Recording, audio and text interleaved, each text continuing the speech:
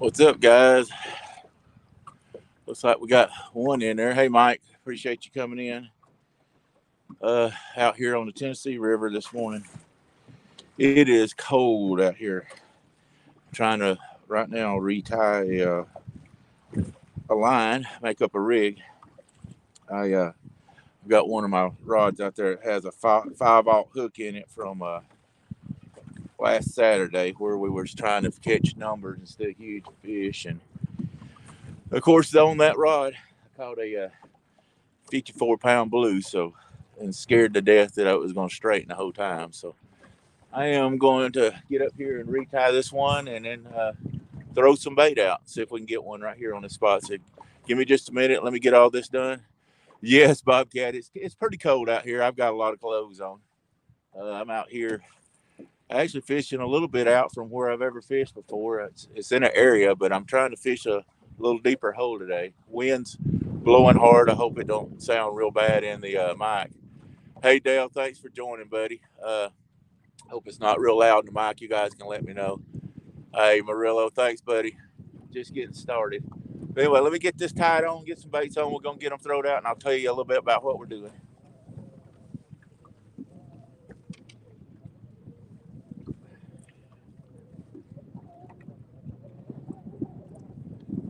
Fishing with a 6-ounce bait, or lead line today, or lead sinker, excuse me, river sinker.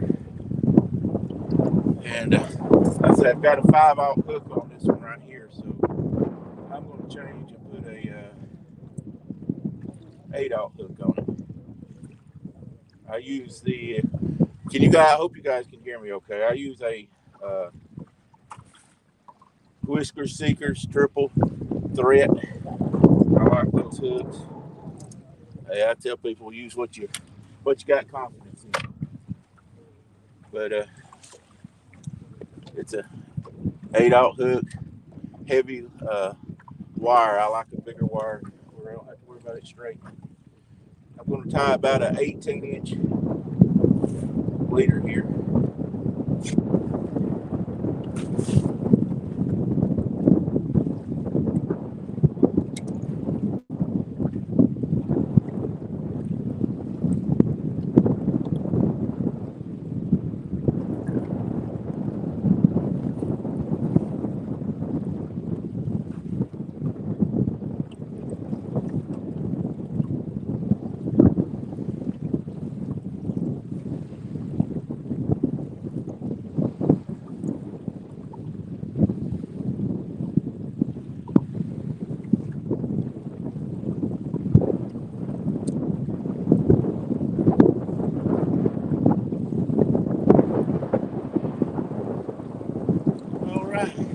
Got a sinker slip here, and I'm going to put a 6-ounce river sinker on it, corn sinker. It's got a, it's way all mine are red. Got a rubber bead on it with a swivel and an 18-inch line. I know it looks bigger than that there. And then a 8/0 triple threat, Whisker Seekers triple threat circle hook on it. So, let's go fishing, guys.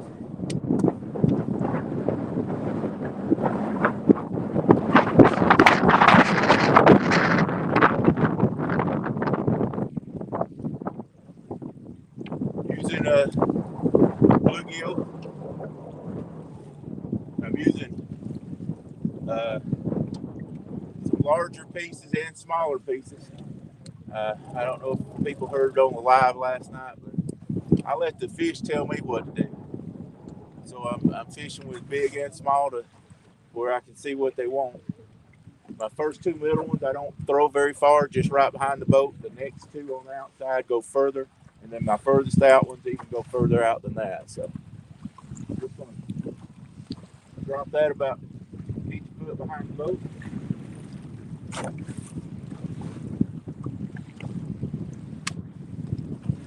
There's that one. These are all Mad Cat's rods.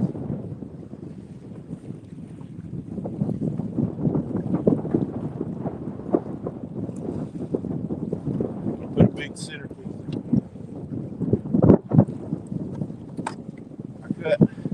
I cut all my pieces off the back, the dorsal fin off the back and off the bottom. I don't know if it helps or not, but it helps my feelings. So do that. I'm gonna throw this one just a little further than I did the other one.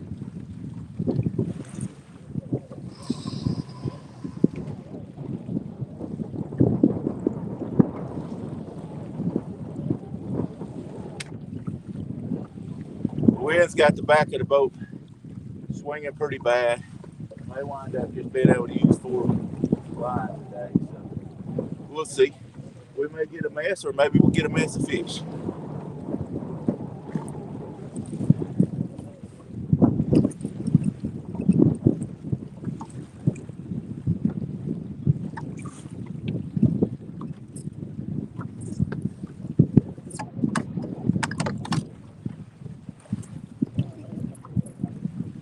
I'm gonna go with a smaller head on this one.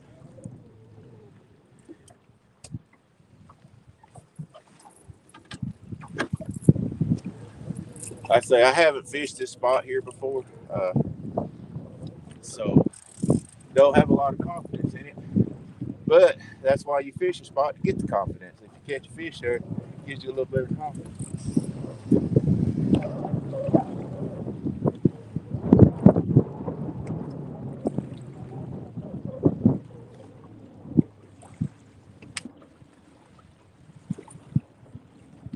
That's called the white ghost there. This is a orange crush. I got a color for everybody. All right, let's get it. I'm gonna throw a small piece. This is on the ledge. I'm gonna throw it hard right and maybe get over there to that over the ledge there.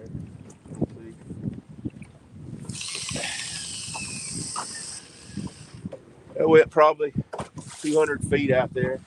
Trying to get over that ledge and just drop down on that ledge there. I'm trying to fish 2 ledges. I'll talk about it here in a second.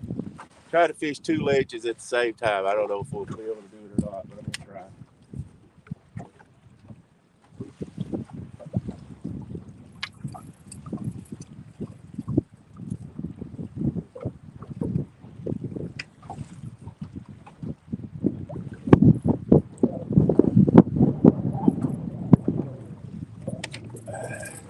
Big head.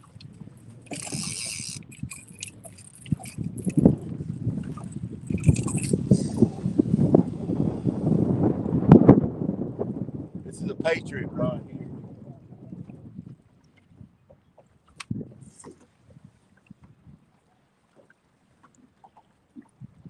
One thing I do that I didn't do just now, but when I first start fishing, first thing I do is check the drag. Make sure it's not locked down. Just because when they're in the rod rack, this has such a big star on it, they could get unlocked or get spun. So I always like check my drag.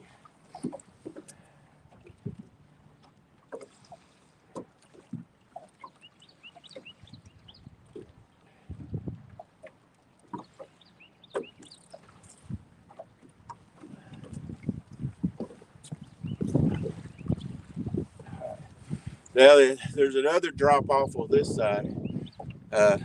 It comes out about 17, drops down. I'm at 27 now, and then it drops down into over further about 50 to 60 feet. So I don't know where the fish are today, and that's the way I start out a lot of times if I can find something like this. We'll throw a smaller head again. Well, I just threw a head. Let me throw a midsection here. I mix my bait up too. I like to throw heads and bodies. You never know what day to the next what they're going to hit.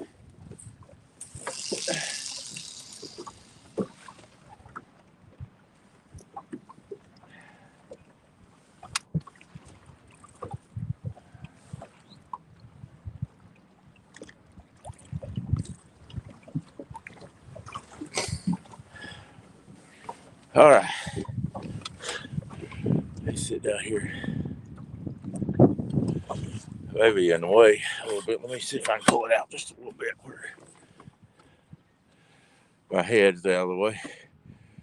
All right, guys, what I'm doing, hey, Woody, buddy, is over this way, I've thrown that furthest rod to the right, try to get on that 17-foot ledge.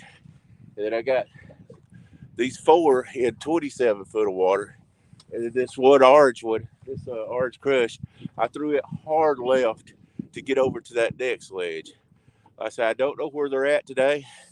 So right now, I mean, and I might, this may sound crazy, but even if I find them, sometimes they bite in different depths that I've found and than not others. So they may not be active in, say, the 17 or 27, but they may be active out there in that channel, and vice versa. So I start out trying different depths if I can find something like this, and that's the way I do it. So let me get my glove on. My hand's about froze. Good spread, thanks, Scott. Catfishing with Cause. Hey, Cause, we're out here trying to find us something for next week. Scott Swift, thanks for coming in, guys. Woody's not in the boat today. I'm in the boat by myself. So if I catch a big one, Ernie, thanks for coming in, buddy. I've tried to get back here to everybody. Hey, Woody, buddy, appreciate you coming. Woody had some things to do today, and he's going to do some stuff tomorrow, so he didn't make it in. We got 11 people in here. Thanks, everybody, for coming by that we just put out. Hopefully, we'll get a bite here. If not, I will give it probably about 20, 30 minutes. It's 12:50 probably when I got them out. So I'll probably stay here till about 1:15, and then I'll move to some other places.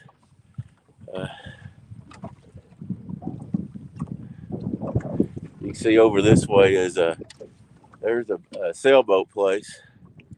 It's sort of close to where I was fishing at last Saturday when we caught the bigger ones. But I don't know. I just decided I wanted to get out here on this ledge and see if I could spread out on 3 different ledges and see if they're there. If they're not, I'm going to move back in a little tighter and try it. Not exactly, I'd say, where we were Saturday, but I always like to try to find different places. We get stuck in a rut and just try to fish the same place over and over. You'll get skunked in a hurry, I've found. So we'll see. Hey, Parker, how you doing, buddy? Greenwell Fishing. Thanks for coming in, guys. It's a rough day out here. I had to come across the breakers from the main lake over to where I've got to right here. It was probably about 2 foot hides of whitecaps. Once I got over here against the bank that's shielding the wind a little bit, it's not been quite as bad. I guess we got about a foot waves. You can probably tell the boat's rocking. I hope that wind's not too bad. Somebody tell me if the wind's blowing too bad on the phone. If it is, I'll try to make some changes somehow.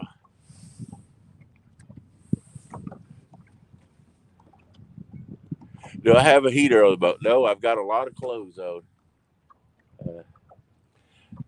I'm on the boat by myself, and I'd probably trip over, knock it over, set the boat on fire and everything else, trying to do things by myself. So I know me. I don't know if y'all heard some of my stories last night about nearly sinking the boat the second time I put it out in the water. Woody, I think it was me, you, and Russ, and somebody, I think, would did that. I've hit barges, and I'm a pretty good klutz when it comes to being out on the water. So I don't want too many things in my way. So I've got some good wool socks on and some insulated rubber boots here. So maybe I'll do all right there. Hey, Lance, thanks for coming in. The Hawaiian fisherman, buddy. Appreciate you for coming in. Maybe we will get something over here for you. I say, If not, we'll move here in just a few minutes. It's not something that I normally fish, but just because of today, the way it's going, uh, I decided to fish it. See if I can find them out here on this ledge. I have spot locked. I don't have an anchor out. Catfish and Grease, thanks for stopping by, guy. Appreciate you. But I've spot locked, and so I'm gonna be moving around a little more than if I had the anchor. But if I start catching some and get into a big bunch of them, I'll probably throw the anchor just because it's a little more stable than the spot lock deal is. All right, we got 12 people here. That's pretty good. I haven't done a whole lot of these lives, so I never know if anybody even wants to come show up to see anything or not.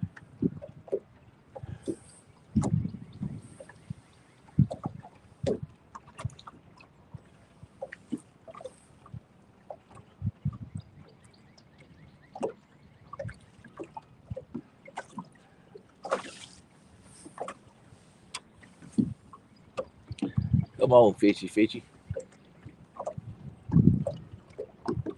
They're probably all hid, snugged up, not eating nothing, and they're laughing at this idiot out here on this boat. It had windy, cold weather.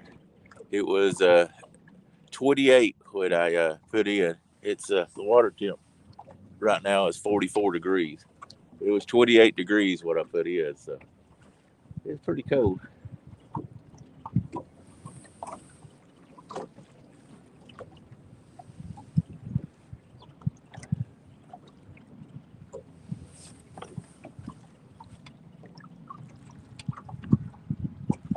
I'm glad to see you about got that COVID whoop hooked up.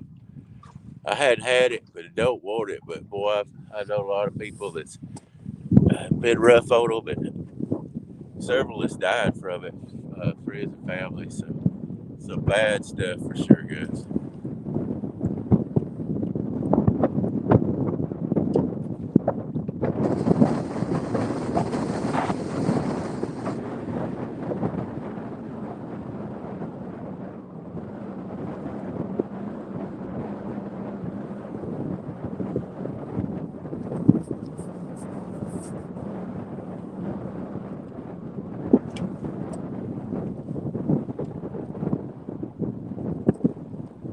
Really don't expect these fish to turn on until it gets just a little later. Near the winter time, I don't do real good in the earlier time of the day. That's why I don't rush to get out here. I found that window between 2 and between 1 and 5 o'clock. Yeah, so we're getting there close to that 1 o'clock.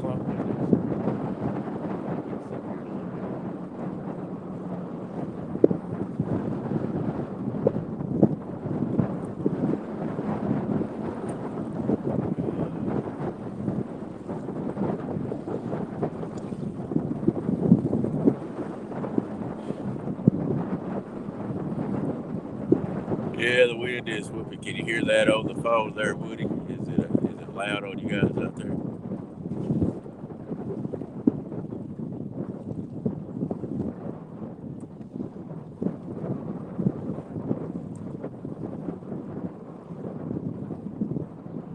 Need me a big old huggy bear out here to warm me up.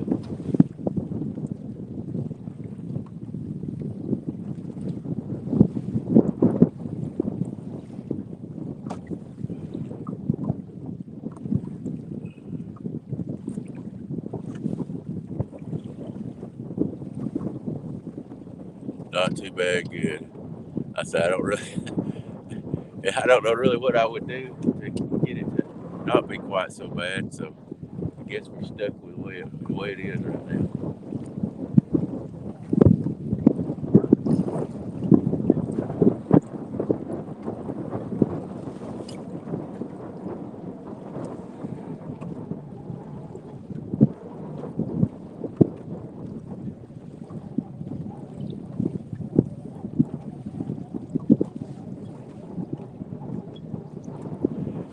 Yeah, Larry, it is, but it's pretty cold out here. I'm not bad at all. I've learned to layer up, so I'm not too cold. But thanks for dropping in, buddy. I got gloves on, and I got some mittens up there if I need them. But I got some gloves on and about 4 layers of clothes on, so I'm doing pretty good right now.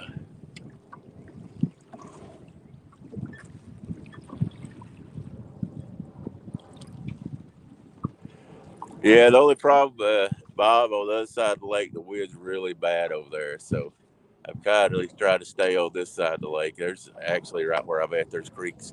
There's about 3 creeks dumping it up through here where I'm at. So I say I'm going to get a little closer to shore here in just a minute. I just wanted to see uh, if I could get out here on this deeper ledge and see if they might be out here. But yeah, I'm going to get a little closer to shore. Number one just got hit over here.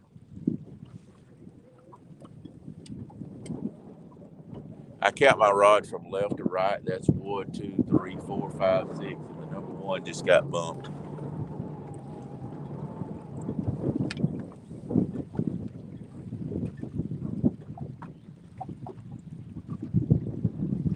And that's in the deeper water. That water that it's in is about 40 foot deep. That sort of shows why I do that. There it goes. There it goes. Come on, buddy. You just never know what level they're going to be in or what level they're going to be active in. I don't know if you guys can see that. Can see it going off there, but that's my thinking of why I get into some of the deeper or shallow water. This was a great place where I could hit all 3 depths at one time.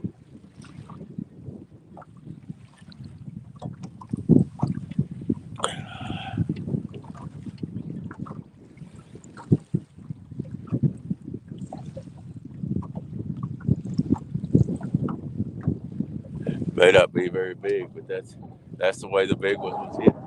Last Saturday was just barely taking it, and we actually would have to get up there and wait on them to bend it over a little bit, and it just reeled out on them. They were hitting like bluegill. So,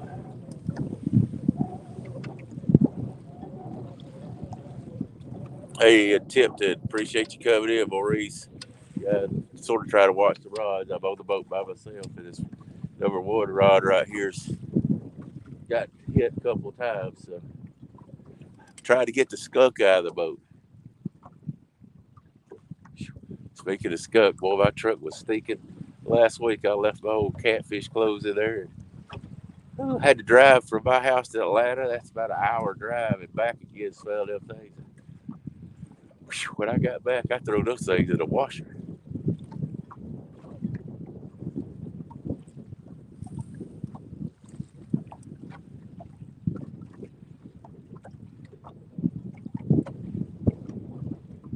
Shut up, Woody. Your jacket. One of your pieces of clothing was in there too, and I washed it for you too.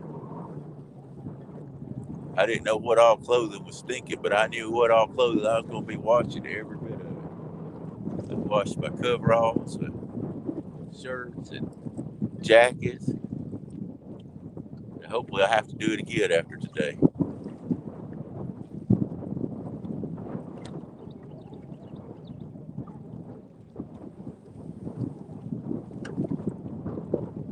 Hey, John Boy, thanks for dropping in, buddy.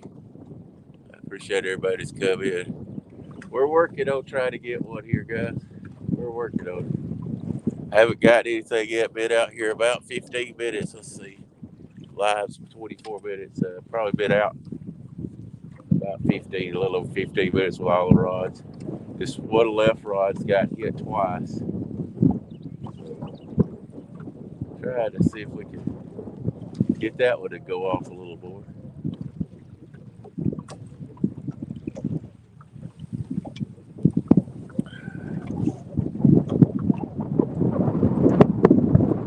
Yes, it does, Bobcat. It's very distinct.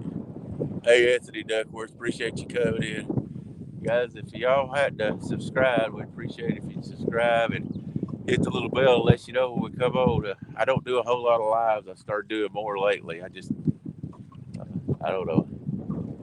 It seems kind of weird trying to talk to people, but maybe I'll get used to it. mostly just videos that put them up on YouTube. Anyway, we're going to try to do some more. Of course, here it is in the middle of the night.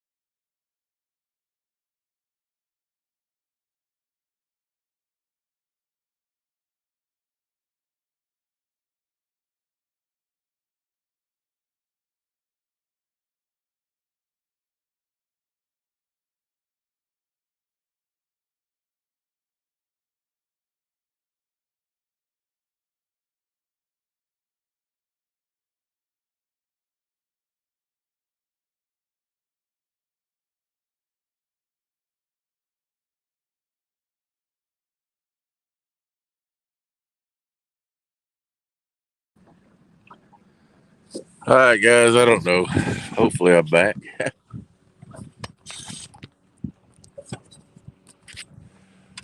Nothing would have happened while I was gone, but I don't know. Every time I wish I knew how to fix it. If the phone rings, it knocks me out of my broadcast. So I'm gonna have to read up, figure out how to fix that. That's the second time it's happened.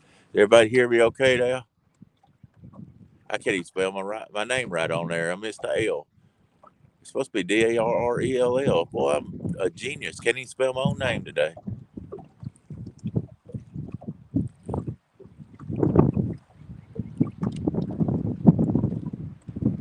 Oh, okay. I'll do that. If it gets kicked out again, I'll do the do not disturb.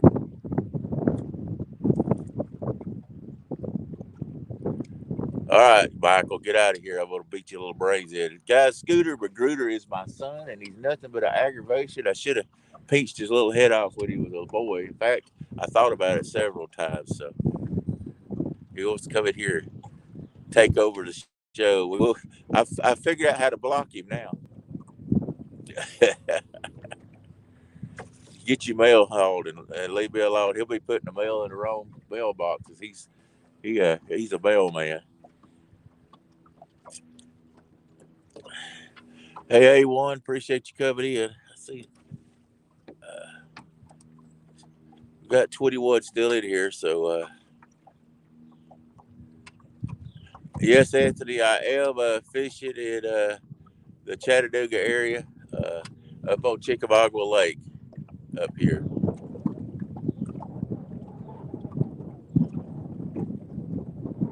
Hey, Bluegrass, state of mind. Glad you came in. Good to see you there.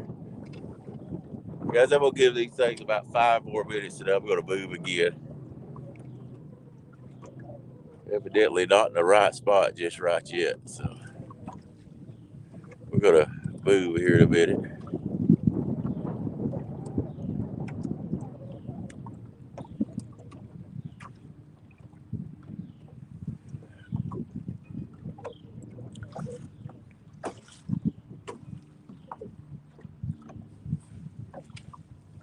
Wind's calmed down just a little bit, which is good.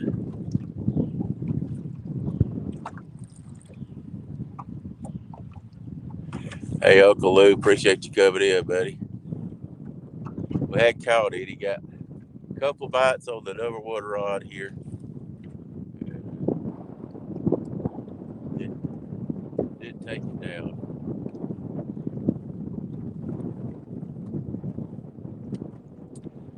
We'll give it about 5 more minutes that I'm going to move in.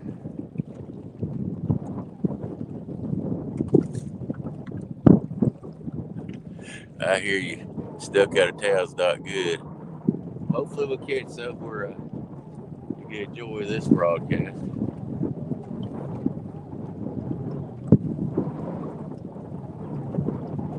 Have I ever tried you out wolf fever? Yep. I put in up there last year a good bit. I actually don't fish right there at it. I move around and go up there to the power plant. to the nuclear plant and fish up that way. But yeah, I've put in it with fever several times.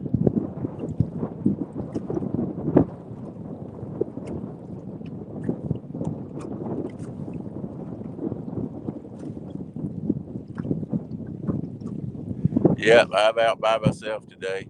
I don't have anybody that was dumb enough to come out at 23 degrees with the wind blowing. So uh, I was just dumb enough to come by myself.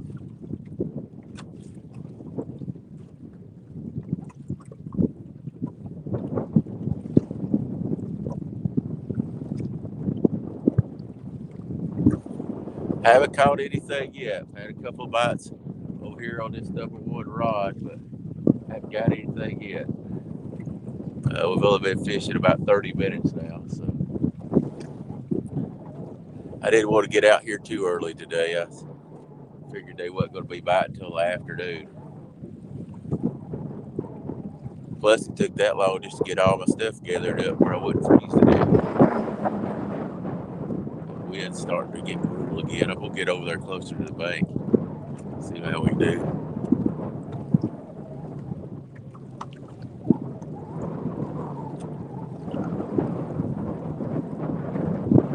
I may run further up through here. But stop just a little bit early. I might should get a little further up too.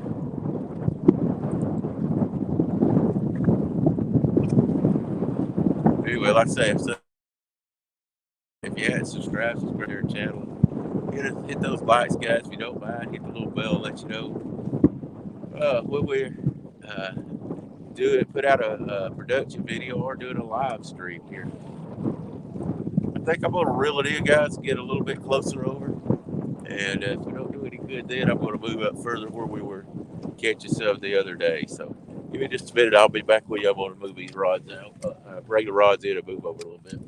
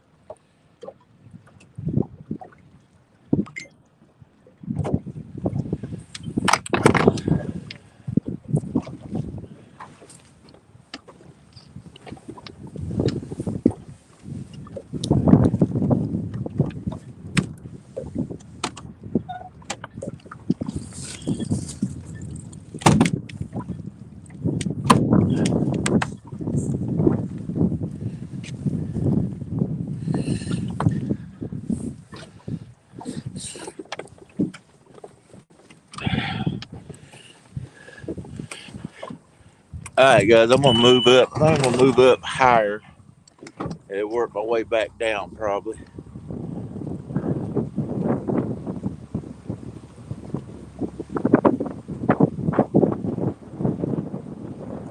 See if I can get a little narrow spot right here up here and where the wind's not blowing so far.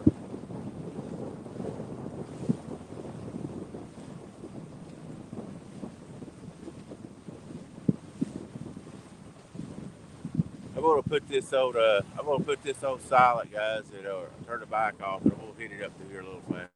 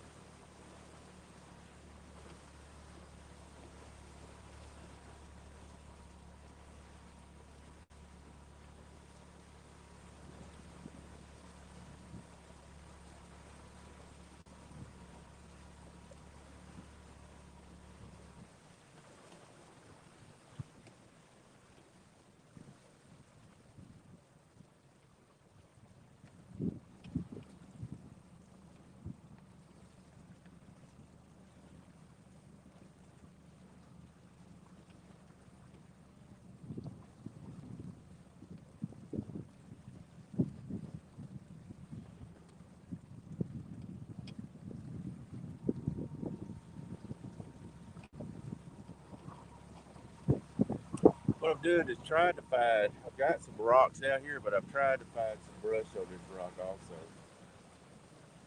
They were, and I'm not marking anything right here either. Just thought I'd run up and then slowly come back down through here. Just looking for just something different, whether it be just a deep spot that comes in, or a bunch of rocks piled up, or rock. I really like to find rocks and trees also, and I'm not finding that right now. Might be just a little too shallow. I'm gonna move out just a little bit more.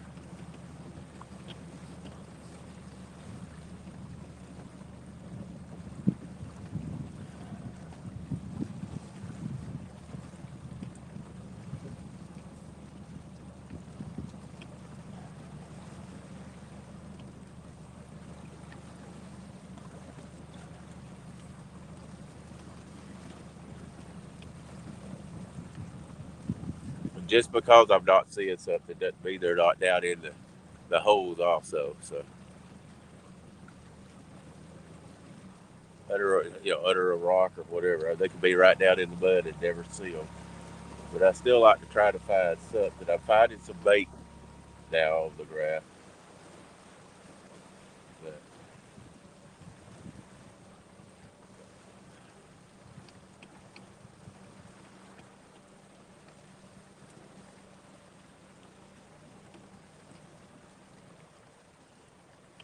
there's a creek mouth right here in front of me, and a point that comes out. I'm gonna check this point out.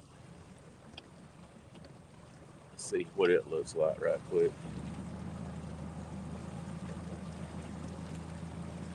This is the non-glamorous part of catfishing. Try to find where they're at and get over them. People don't see that part when you're just making videos of a fishing trip, putting it on YouTube. But it's a lot of work just trying to decide what's the good spots and what's not the good spots, and culling fishing spots. All right, I'm coming up on this point now. Let's see what it looks like here.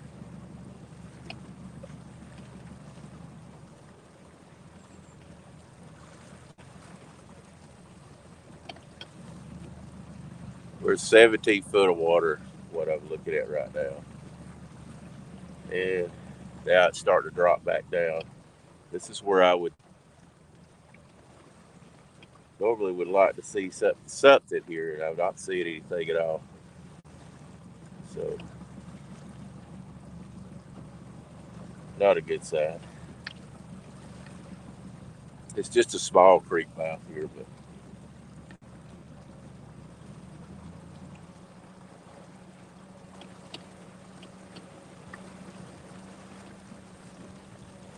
I'm going to try up here where we caught the first 50 pounder at, I guess. I'm not really seeing anything that is making me want to stop on any of those other spots. But I know there's some trees underneath the water up here, so I'm going to try it up here, and see if we can get on them.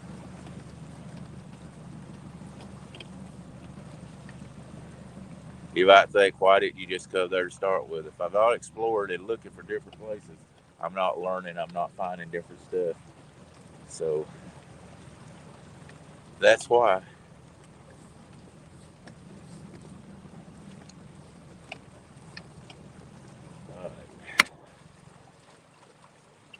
We'll put the trolling motor down right here.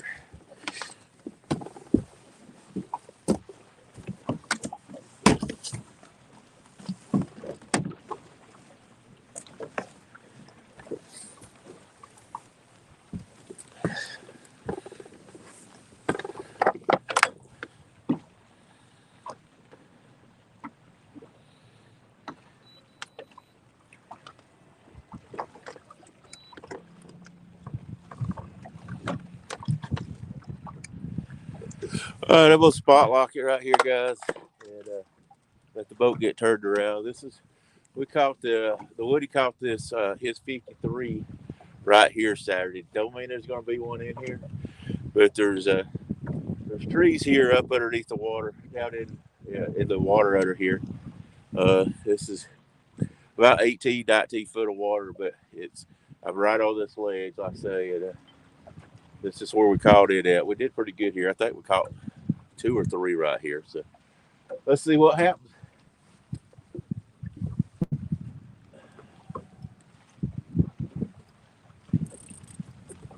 Once again, the middle ones I don't throw out very far at all.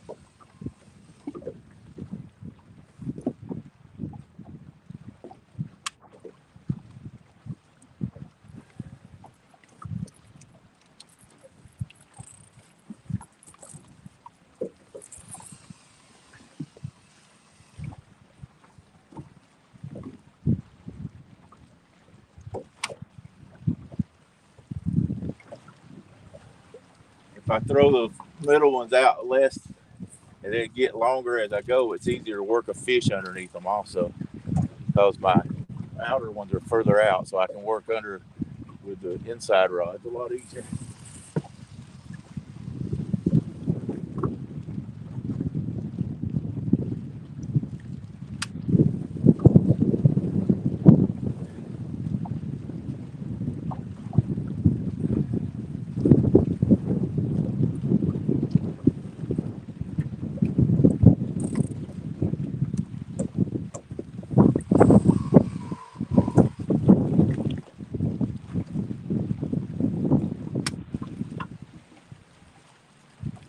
I don't know if y'all can hear that yellow boat reel or not, but I'm going to tear it down and do some oiling on it. I believe it needs some oiling bad.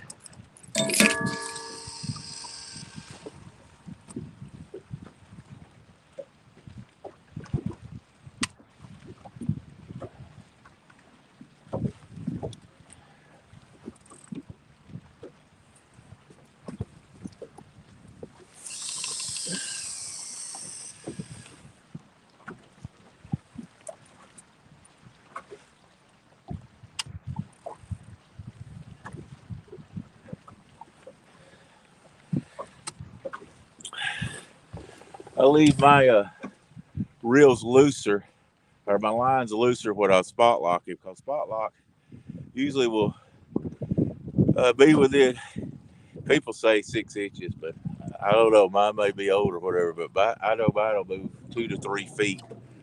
So instead of trying to tighten up my lines, I leave them looser.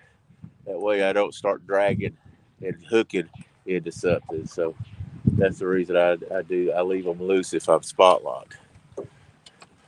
Uh, Pork chop. I don't think I said anything. Hello to you, El Gato. Good afternoon. Thanks for coming in, guys. Haven't caught a fish yet, but we're working on it. I moved in closer. I was out further a while ago. See if I missed anybody. If I did, I apologize. Chunky Cats, hey buddy, good to see you in here. Brian B, you put them hater blockers on. I ain't caught nothing. Maybe you'll bring me some good luck. William, hey, I already said that last. I think I spoke. Yep, we've already spoke with you. But guys, we're gonna try see what we can do right here on this one. This is like I say where we caught the 53 pound. What do you call it? 53 pounder. And I think we caught an 8 or 9 here also. So we'll see what happens. Give it about 30 minutes. It's 1:30. We're gonna hang out here till about 2. If we don't do any good, we'll move on up. I've got a favorite place to go where I've caught a lot of fish yet, but it's a good run from here. But I'm not beyond making a long run. I'll tell you that much. I've made 15-mile runs just to get to a place that I thought would have fish on this river. So put these gloves on. Just get cold. No, I have not tried to fish up for the walleye and carters. I know several guys that do. I know a guy down there that actually takes people out catching walleyes, but I have not. They say they're hard to catch, and so if they're hard to catch, I probably don't need to be there trying. I'm just a dumb fisherman out here throwing baits, man. If I caught one, they'd all get mad at me because I'd probably put it over for a catfish and hope to catch a big flathead out of carters. Carters don't have huge flatheads in it. I think the record for carters is like 40 pounds, somewhere around 40 pounds. And the record for up here in the Tennessee is 84 pounds. Yeah, because my flathead was 72.9, and I was off the record by somewhere around 12 pounds. That's a lot of weight, but it really don't seem like it when you think, well, this one was 72 and that was 84, but I was off of it by that much. It's funny, when I caught that fish, I was so green at catfish, and I really, uh, now I do, but at the time didn't realize just how big of a flathead that was. That was just, but I've realized it over time that a 72 flathead for this state of Tennessee or anywhere, just matter of fact, is a huge catfish. But I had only been fishing up here about 4 months when I caught that big flathead. I had caught some blues in the 50s before I'd caught that one, but me and Bobcat was here. It was on this lake here, Chickamauga Lake. Had caught that 72-pound up there at the nuclear plant. Yes, it is hooked up a hard lake to fish, that's for sure. I get up there and catch the spots pretty good, but I think anybody can catch a spot if they go at it hard enough. So, but there's some big spots in Carter's. I mean, I've got some friends that's caught some over 6 pound spots up there. That's big for a spot. Carter's is just, it fluctuates so much. That's the bad problem with Carter's Lake. I mean, they regenerate that water in and out, and it's just up and down, and it's tough to. I think it's one of the hardest lakes to keep up with of how the fish are moving in there, and it's frustrating. So.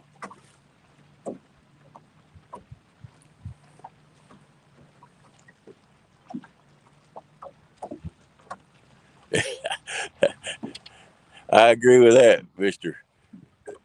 I'm sorry, I don't have good fish toe. Fish toe. Sometimes I want some dang dynamite to fish the Tennessee River.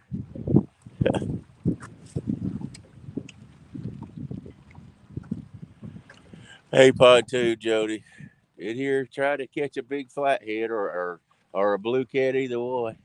Rather catch a blue cat today. Well, I say that. Rather, I'll take whatever will hit.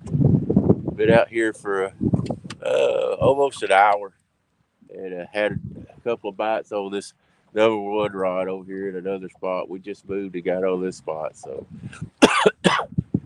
right now we're skunk city.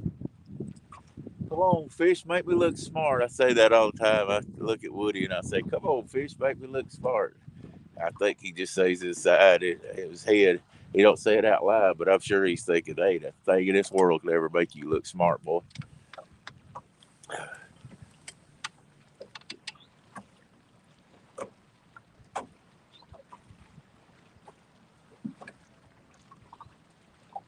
Hooked up, that's probably Blue Ridge Lake up there.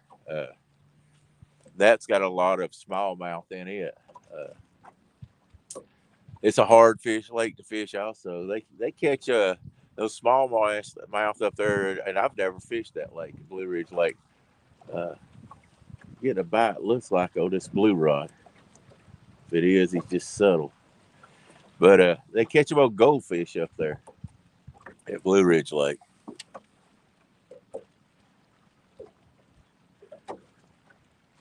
Jody, are you out fishing also?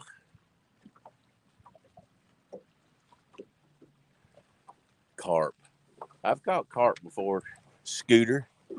Before you boys was ever born. I used to fish at the mouth of Shoal Creek on I believe that rod must be hung or something. Mouth of Shoal Creek on the Etowah River. We used to catch carp there.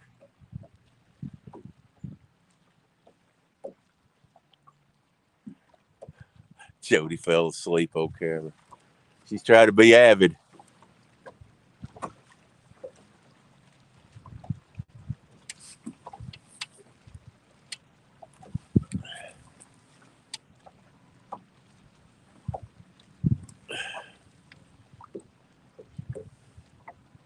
What happened was when I got out of that live cast, Jody, y'all just didn't have nothing else to keep you awake. I was your entertainment.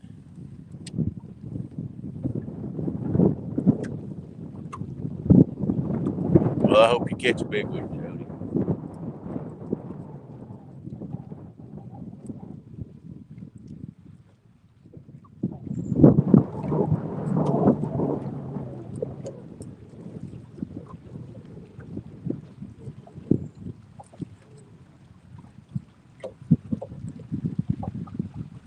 Well, if that blue rod's getting bit, it's a big one. Just hold it down.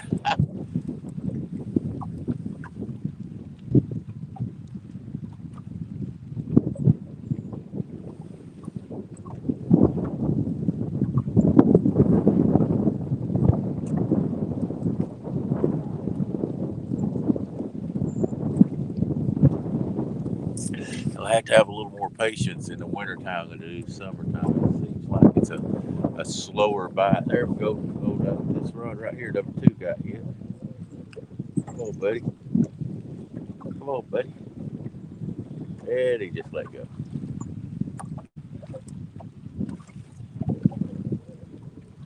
Yeah, the boat's turning. I'd say that's the only problem with your old spot lock. The wind will turn you a lot more because the current won't hold you as much. Spot lock.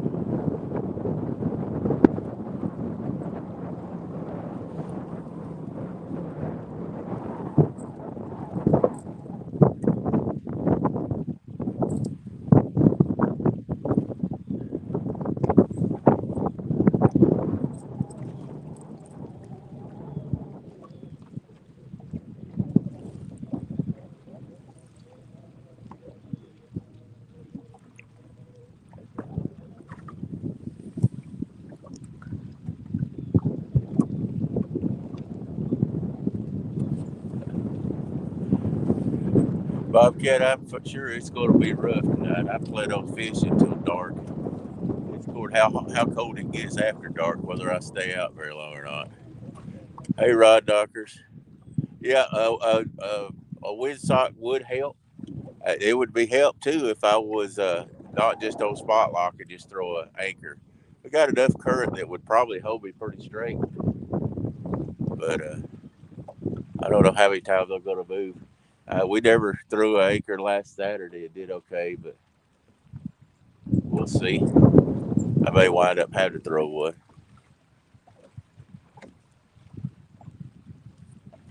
Thanks, Cause.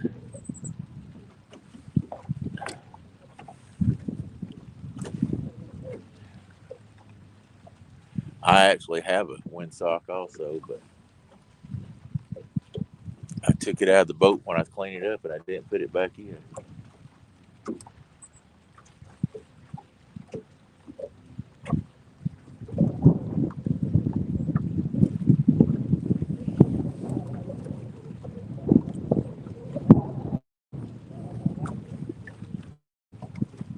Why can't you say good luck that I'll catch a Hondo also, Cause? Now my feelings are hurt. You hurt my one feeler.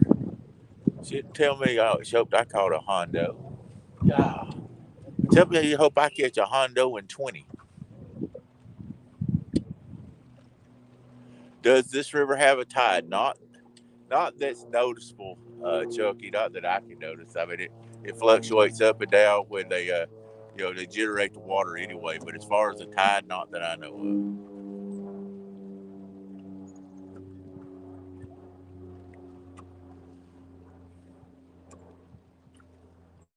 Hey, Frank, thanks for dropping in. Hadn't caught anything yet. I've had one bite.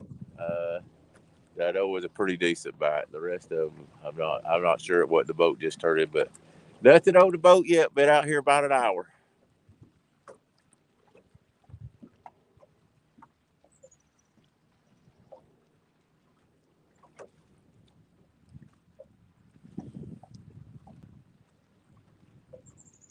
Well, thanks for still hanging out, Cause. You hope I catch your record. Uh, Now, is that one of the round black vinyl things when I was growing up, or are you talking about state record on the big size catfish?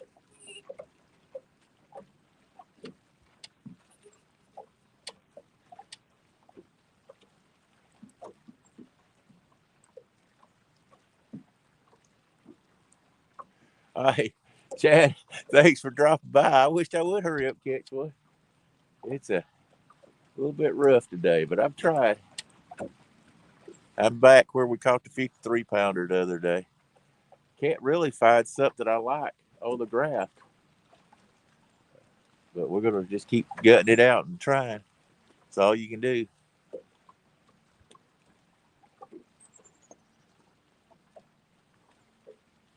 The wind once again settled down a little bit, so that's a good thing.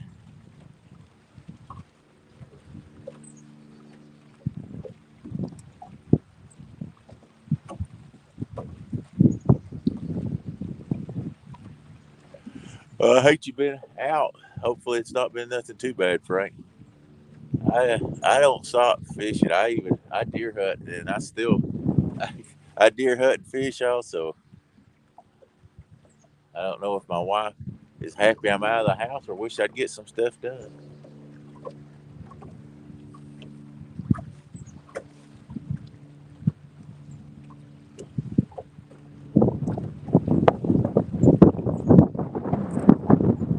Here we go, Scooter. I'm gonna block you. You keep on.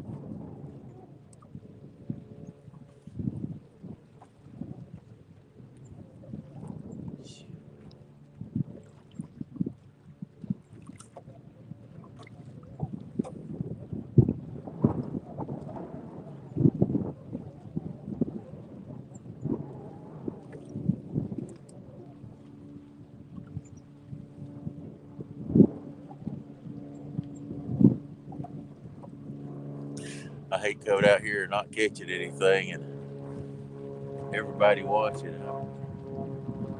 So one reason I don't do a whole lot of lives, it's like, man, I hate for people to sit and watch nothing going on. We've had some good luck in lives, though. I've caught them every time we've had a live, and usually catch a decent fish, but we could get skunked today. You never know.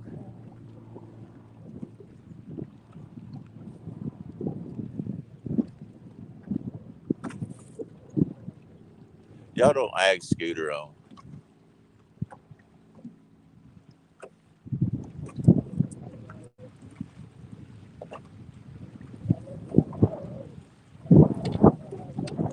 Hey, Kevin. Appreciate you dropping by, buddy. Yeah, we hadn't caught the first fish yet. I've been out here about an hour, so going to be making a move here in just a few minutes. So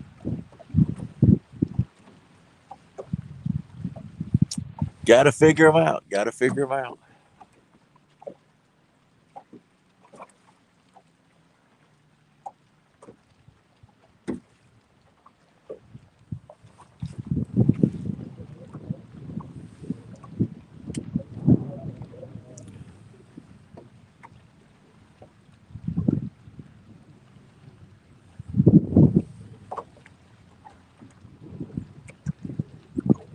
I heard that, Frank. It takes lots of money to be able to get out here fish, especially for me. I have to drive long ways, so it takes 3/4 tank of gas for my truck just to drive up here, and then you spend the money in the gas on the boat, and it can get expensive real quick for sure.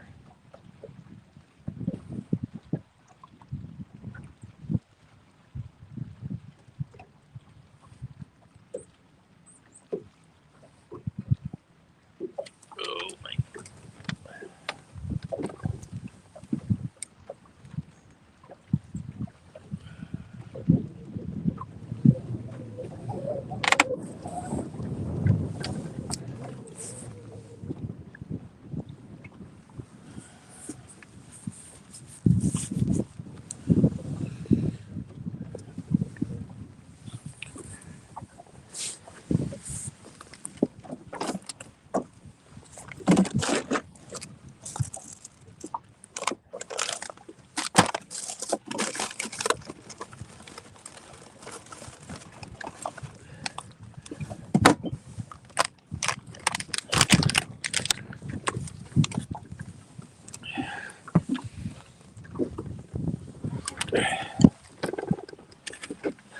Maybe we'll try the old grab something to eat and catch a fish technique.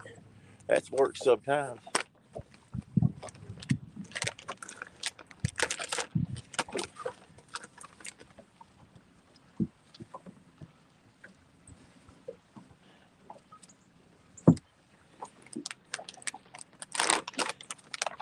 Got some of this old trappers.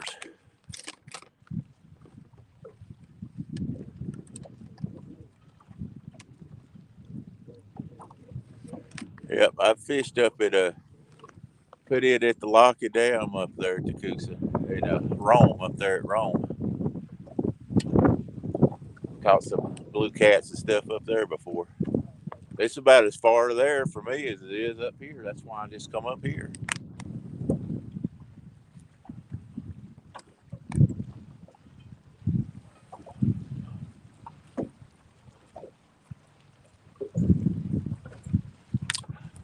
Hey, Rod Knockers, thanks for coming in. No, I don't have any hot coffee on the boat. I drank some on the way up. It's cold out here. Coffee wouldn't stay hot long.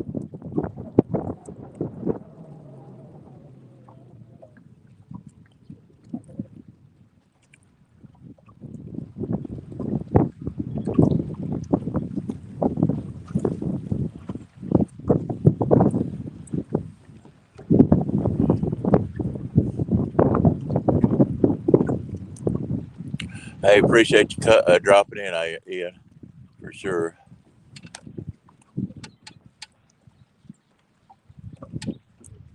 Yep.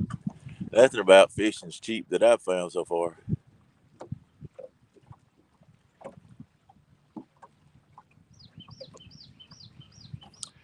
Well, Scooter, your mama got tired of me cutting her pantyhose up, so I had to quit.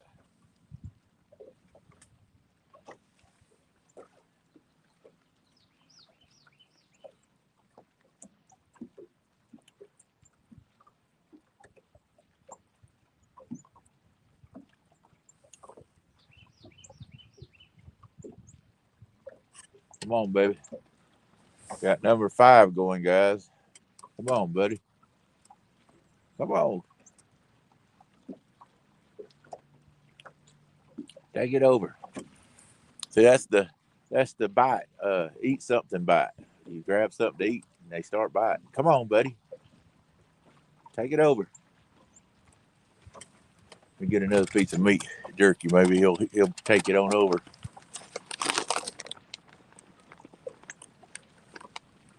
Ah, they're just so finicky in the wintertime up here on this river.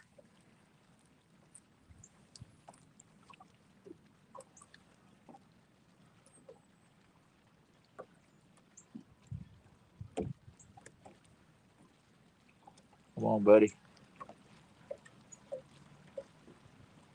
Come on, buddy.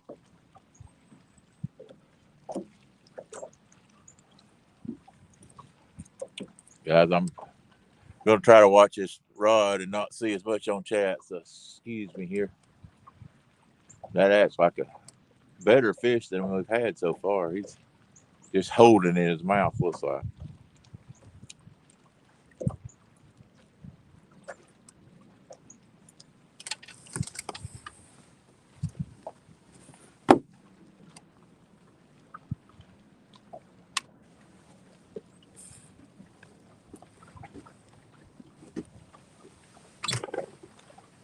What I did was loosened off on it a little bit. Let him have just a little more looseness. Sometimes that'll get him to hit like that. Yeah, I should have been watching better, Kevin. I appreciate you letting me know that. It's hard to watch the camera and watch chat and watch the rod. So hopefully he'll come back.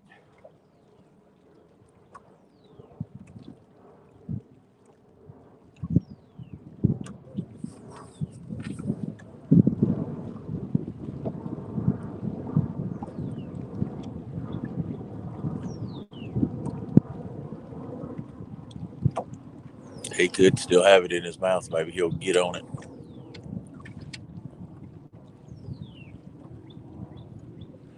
Thanks for stopping by, Jody.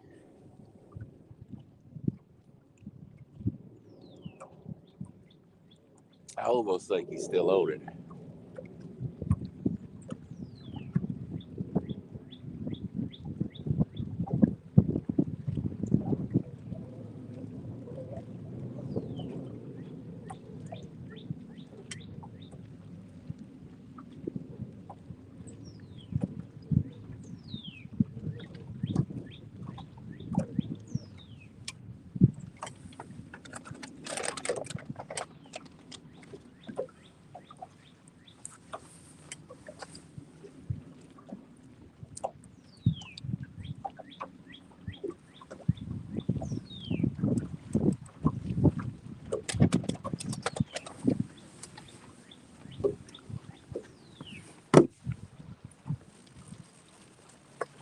He's on. Fish on, guys.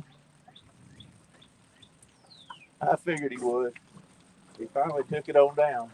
He's not very big, but he'll get the skunk out of the boat.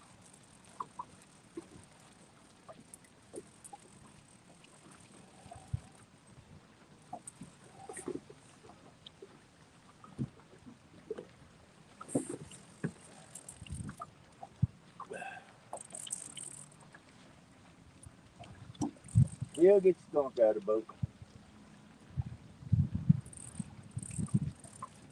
He's a small one.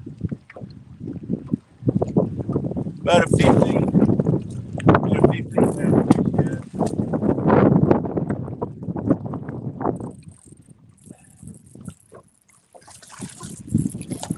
Maybe 12. He's not huge. Just gonna let him fight himself down a little bit here. He's hooked right through the top of the mouth. Let's see if I can just get him with some grippers here. Woo! Finally.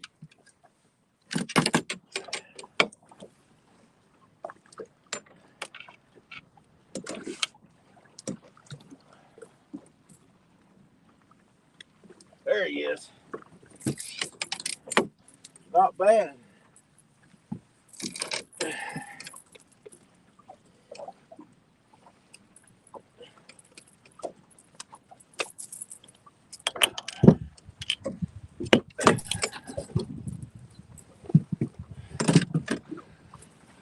Yeah, he was still on for sure, guys. He's about, I don't know, about probably 12, 13 pounds, something like that. Got the skunk out of the boat finally. Woo! It's a nice fish. For winter time, I'll take him all day long for sure. Let's let him back, let him grow up. Let somebody else catch him another day, guys.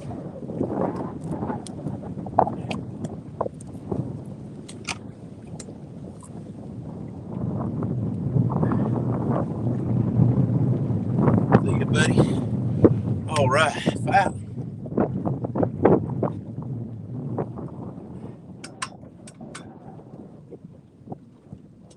Gonna get a whoop whoop on that one, guys. We get this baby back up, throw it out again. We're gonna stay a few more minutes.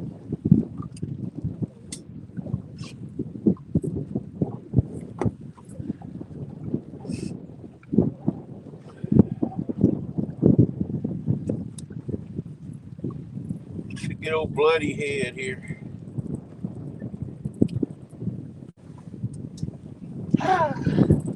It took long enough.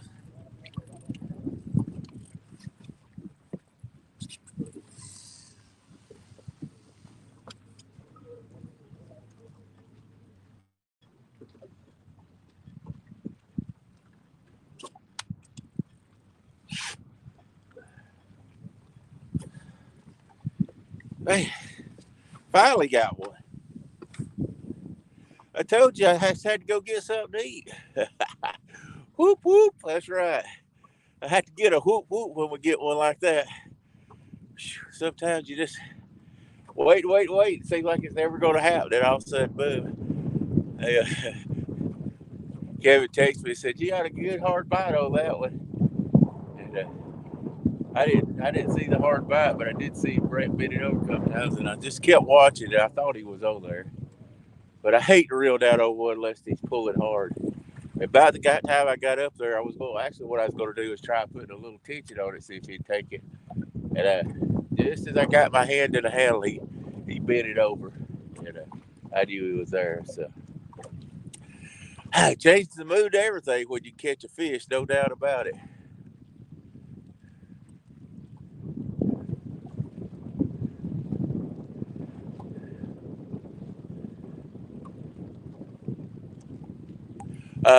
No, I'll just be honest with you. I do have those in the cooler, the ones that we caught last week, but that was on frozen.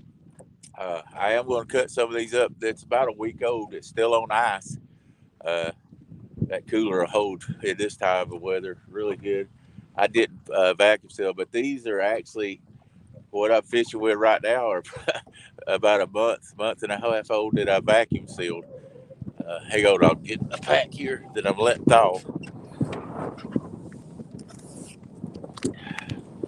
says 1129 on the pack. I date my stuff that way I know how loaded it is. I'll use the oldest to the newest, but we caught some pretty good bluegill. But I catch these things. I keep them cold.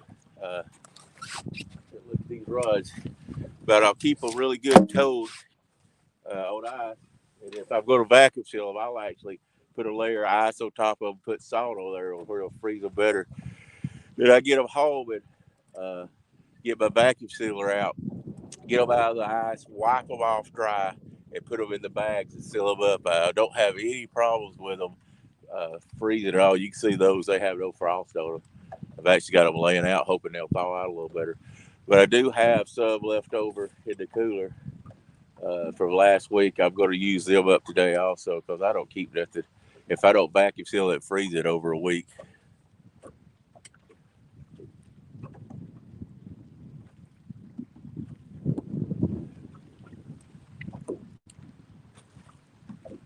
Yeah, Frank, it works because I'm going to tell you, in the middle of the winter, trying to catch bait for me, because I have both of my shoulders are bad, and so I can't throw a cast that, and I rely on catching bluegill.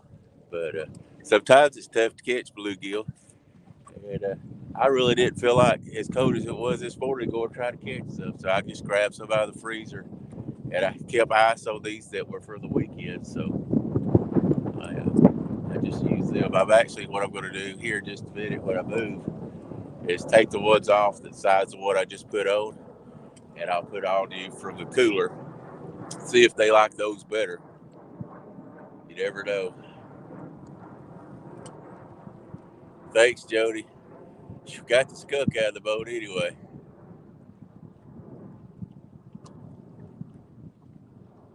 I had a customer. Hey, if them customers don't come in, you can't afford to go fishing. So you always got to take care of that customer for sure. I'd say you'd go between 12 and 13 pounds. That would it. We're in the water. Sometimes I overestimate them because they're long and you can't see how fat they are. Once I got it up, I could tell he didn't have a lot of weight on him. Just a young catfish. But we got that old skunk out of the boat, baby. Got the skunk out of the boat.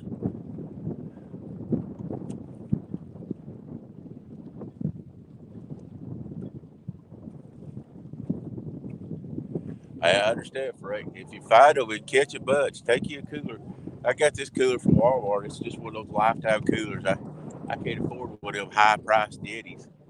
But I mean, it'll hold good. What I do is put me a bag of ice in there, just a layer it down there full. Then I keep a bag of ice that I don't open up, and just leave it in there. And then I throw the fish in there and keep it between the layers. And then if I'm going to uh, freeze them the next day, vacuum freeze them, I'll cut that bag of ice open at the end of the day, put it over top of them. Well, first, and then I'll throw salt on there. So that'll freeze that crust over and freeze them real good. And then the next day, I'll take and vacuum seal them. You can do skipjack that. I've done gizzard shad like that.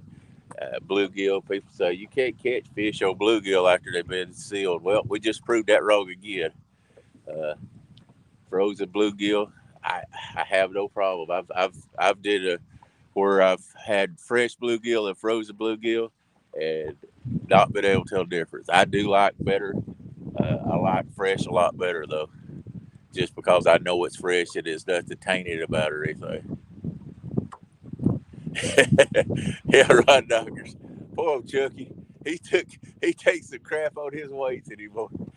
He's gonna have to weigh every fish, have a butcher scale there even just to prove it.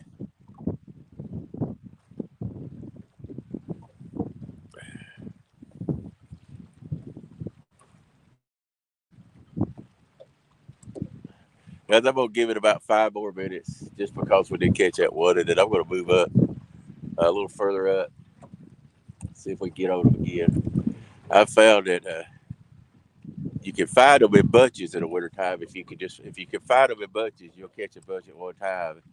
Uh, I just hadn't got enough bites to hold me here for a long period of time. Hey, Potomac River Monster. Thanks for dropping in. We just got one about 12, 13 pounds, something like that. So working on it. Hey, Mike, I appreciate it. Yeah, these people says they won't fish with nothing but fresh, but hey, I'd hate to go out there and rely on that and not catch any fresh bait for sure. So every time I go fishing, if I have some in the freezer, lest I know it's summertime's different. You can pretty much catch bluegill anytime, but wintertime you just never know if they're going to hit or not. Bluegill, and I would say I keep throwing a cast at, so I'm limited on catching bait.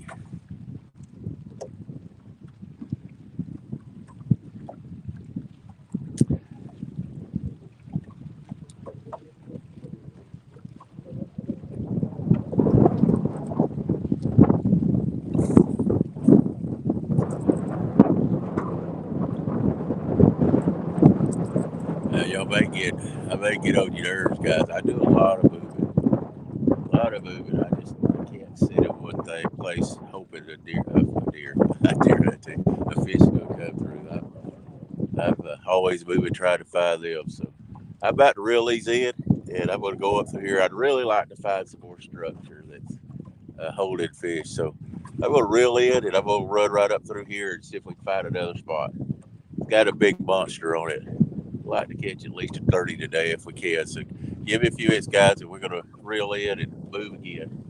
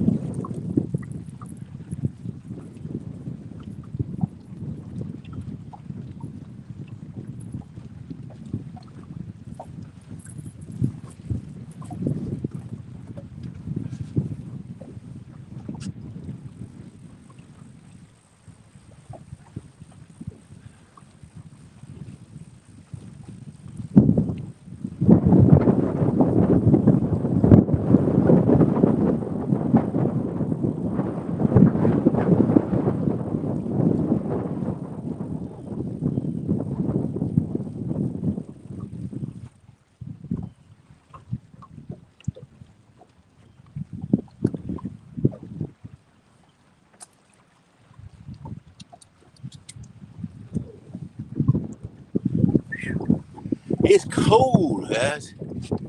Man, it's cold.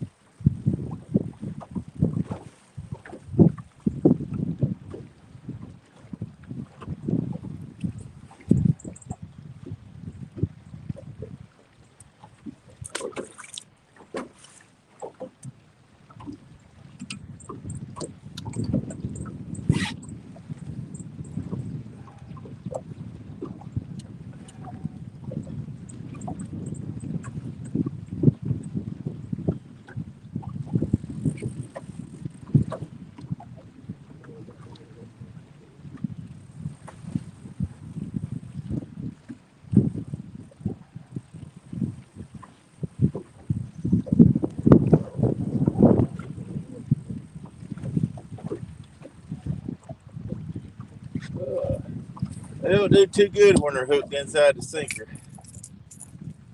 Oh well. Yeah, I have. There were 5 more out there that wasn't hooked inside. The way I look at it, I hate to reel one in and There's a lot of my lines too. I run a float with a rattle on it. I like that because I believe it entices a flathead more. Yeah. Plus, it gets my bait up off the bottom. I run 4 with the floats on it and 2 that's not. That way, if I want to run some, just do some straight down with a couple of the rods or let them go straight down. I don't put a float on them because I don't want that bait floating back up and wrap it around my line. So 2 right here won't have floats on them, but the other 4 will.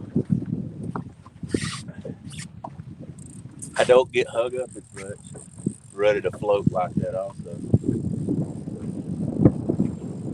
A lot of people run them demon dragons, but those things cost a lot of money. I can run a float with a rattle on it for about 70 cents. Demon dragon costs anywhere from $4 to $5. So I'm a cheapskate.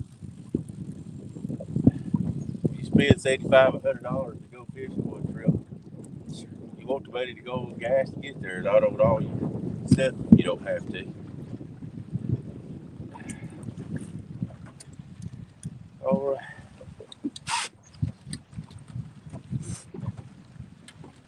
Hey, I don't know if you guys noticed, but that says subscribe. If you haven't subscribed to the channel and like what you saw, hey, hit that subscribe. We've got I think about 90 videos out there that we've done over the last 11 months. I've been putting out 2 videos a week for probably, I was in it 4 months, decided to try to do 2 a week. So we've been doing 2 a week. So there's a lot to choose from out there. We've got some that's where we've caught double 50s, the 72-pound flathead, 40s, 30s. I mean, we've got them all different sizes. Every video I do pretty much will have at least a 25-pound fish on it. And every video I do has, I think I may have one that only has 2 fish on it, but I generally won't put a video out unless it has at least 3 fish on it. So we let the fish be the stars when we're doing those type videos. So not a lot of talking, a lot of BSing, but just showing us catch some fish. So if you guys want to check them out, we've got a bunch of them like that. I'm gonna take this thing off spot lock. We're gonna see if we can find some more fish.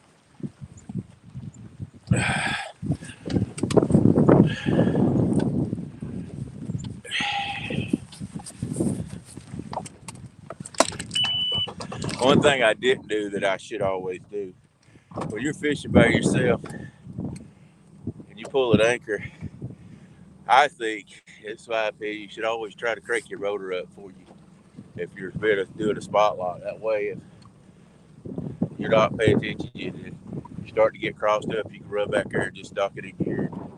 Go how you want. And if you got to run back here and try to get cranked up, it won't crank up and stuff, you can always mess up a good boat like that. So most of the time I try to remember to crank it up before I come off spot lock, but just a little thing I do.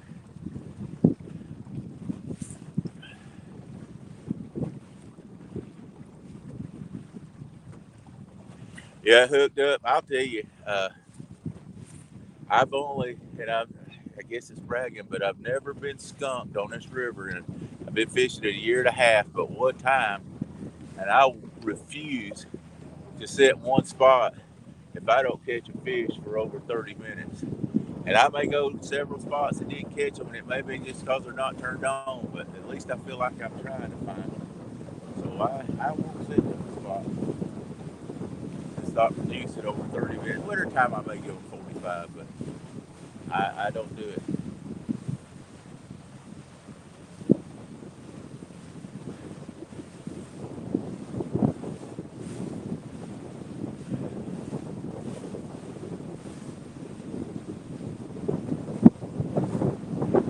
what I do too is just on fillet. Like I don't have. There's a good point right here. I'm going past it again.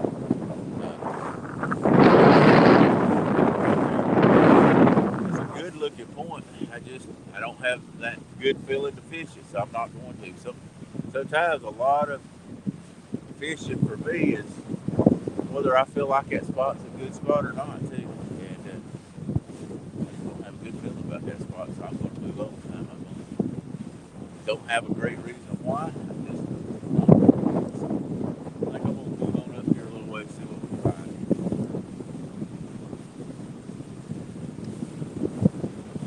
I'm going to turn this mic off, guys.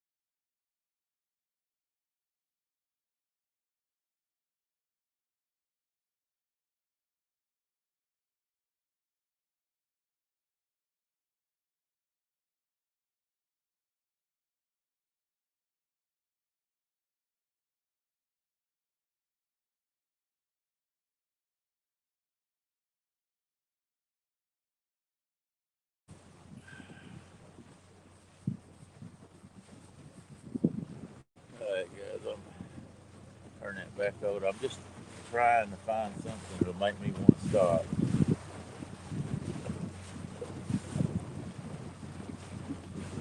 On the lake, like right now, I'm starting to see some bait. I like to find, it's not as important to me on the river, but on this lake, I like to find some bait also. Right here, starting to look good right here. Mark that right quick.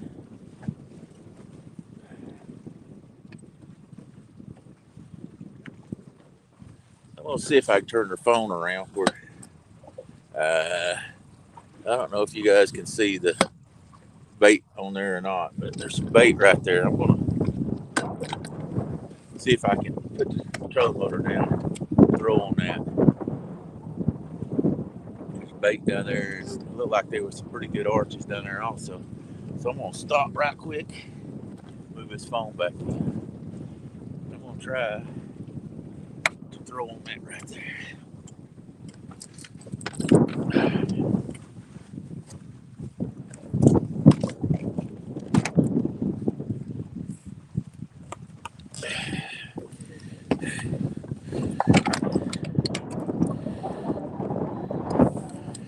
All right. Yeah, cut up some bait right quick. I'll be right back.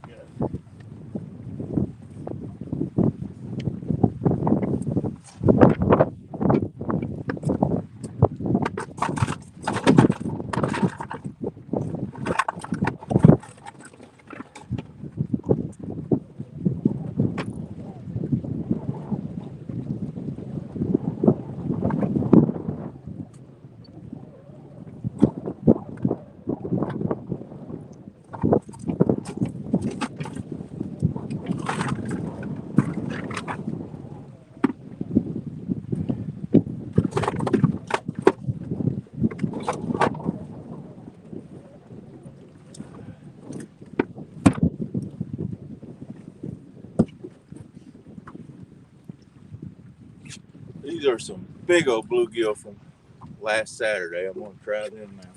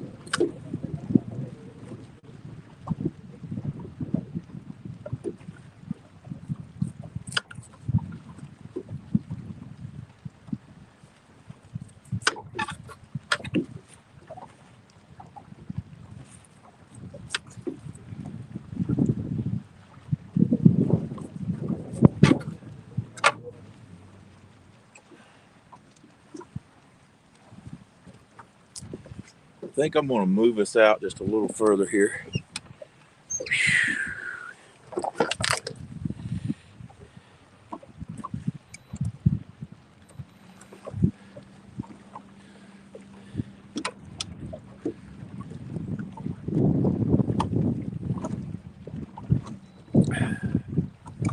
Get a little further off where I can spread my rods out a little better here.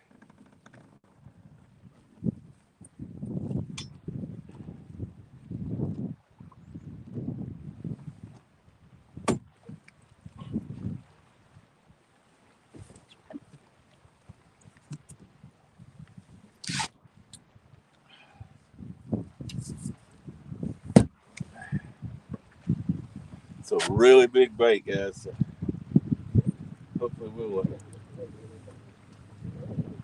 attract the attention of a big blue out there.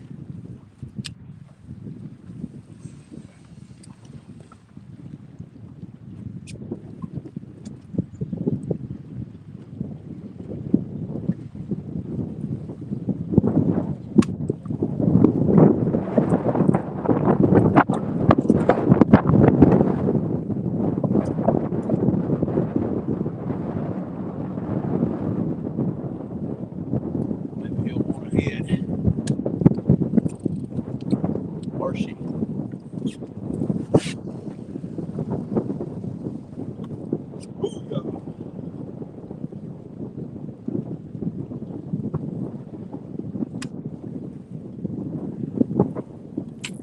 This one has that fresh head that was already on there, so.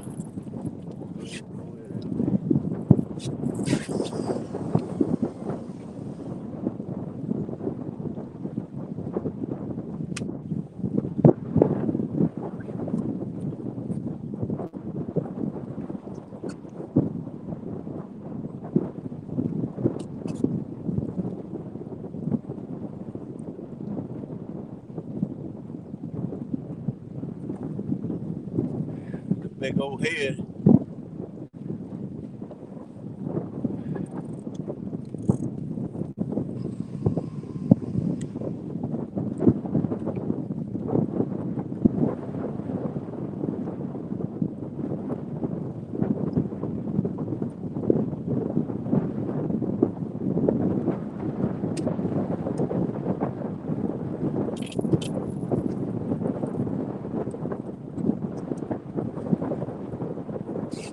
Big body piece.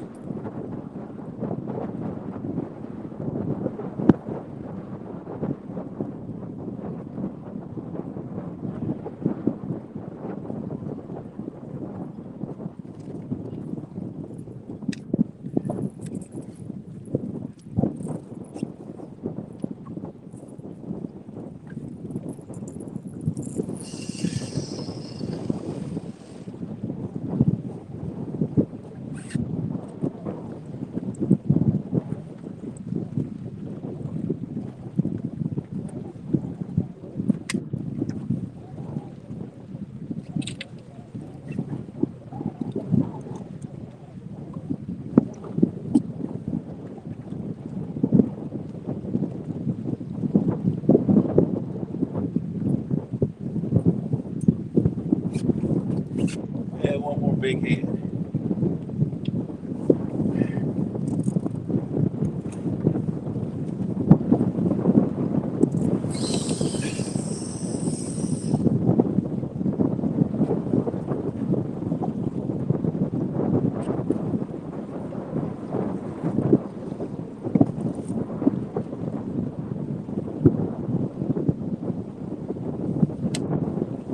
Whoo, that's cold.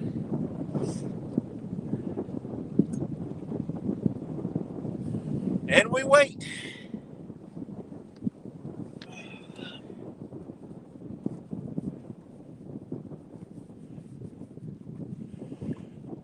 Hey, LOF TV, thanks for dropping by, buddy.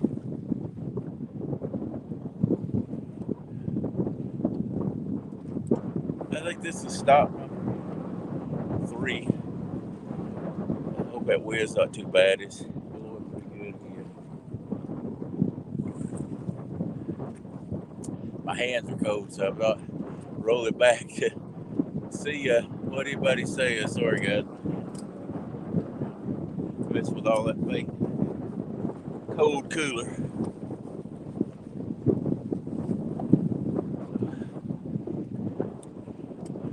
29 awesome people in here. That's awesome, guys. Thanks for joining in. We caught one that was around, I'm just going to say around 12 pounds, about probably 20 minutes ago.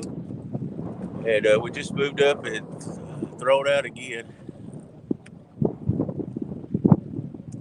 Hey, Daddy Stone, I'd love to show you a back-to-back 50. I'd like to show you a back-to-back 60s.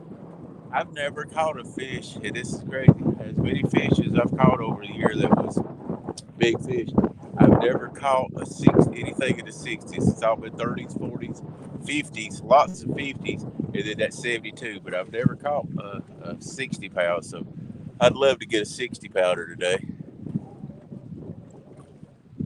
Might be warmer in the cooler hooked up. I wouldn't doubt it.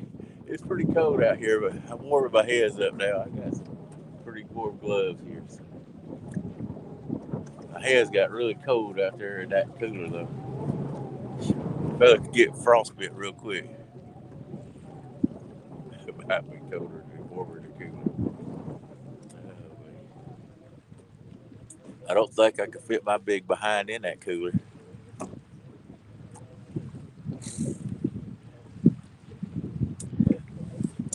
It was a lot of bait right here. Oh, right here. We got one going right here, guys. There was a lot of bait right here. I think that was number 2.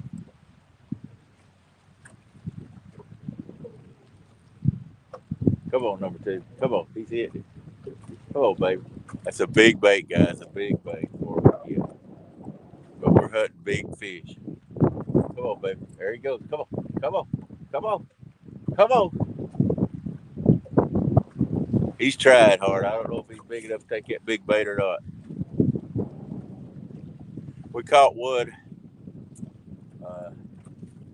And I don't know if the videos come out or not. I know Bob's has. We caught one about 3 weeks ago, 2 or 3 weeks ago.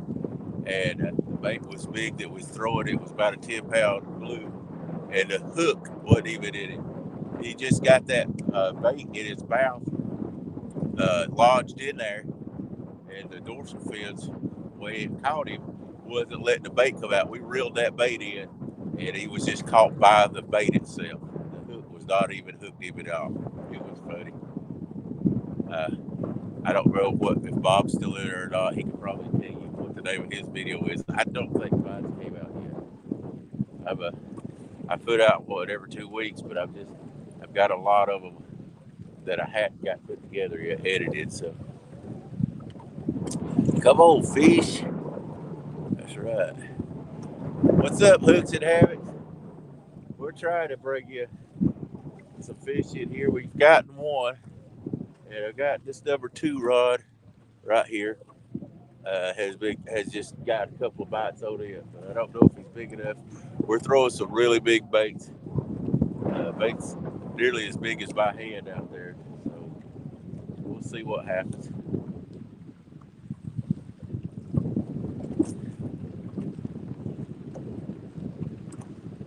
We just put all fresh bait on.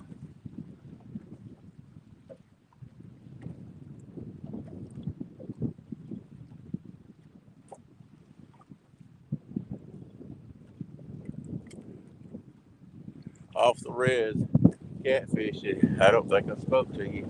Sorry, I've been kind of busy. It's rough out here on a boat by yourself trying to fish and watch, chat and all. Hope you catch a big one if you're out there. Quiet man, hey buddy. I think I got everybody else.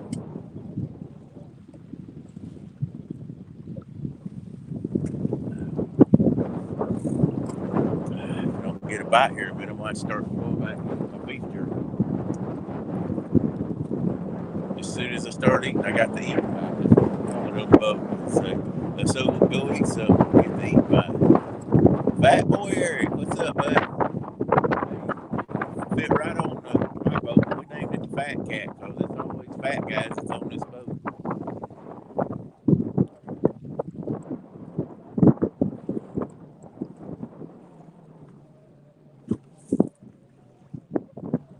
think it takes a certain kind of stupid to be out here in this wind and open water and all that. But I guess I'm that certain type of stupid because I'm out here. What's up, real beast? Yeah, we got one, Pat, just about 20 minutes ago, I guess. About a 12-pounder. And this number 2 rod got a bite on it just a minute ago. We're about slinging some really, really big baits. So it takes a pretty big one to get on right now. I've got some bluegill on that's just their head pieces are almost as big as my hand, or at least the palm of my hand. And I have a pretty good size hand. So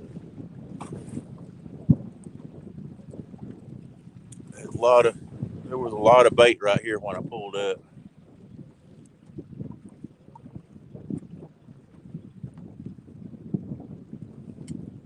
Yeah, so they're slow hitting, but they are hitting. How deep am I fishing? I'm sitting in 37 foot of water, but if you look, I'm probably 75 feet off the bank. It probably looks for that. I'm 75 feet off the bank, so it comes out straight and it drops back off and flattens out, and it comes to it even further over my left. It drops again into about 50 foot of water. So I'm sort of in that mid level right here, but I've got rods that are over there on that flat also. So we're sort of trying to just cover all of our bases.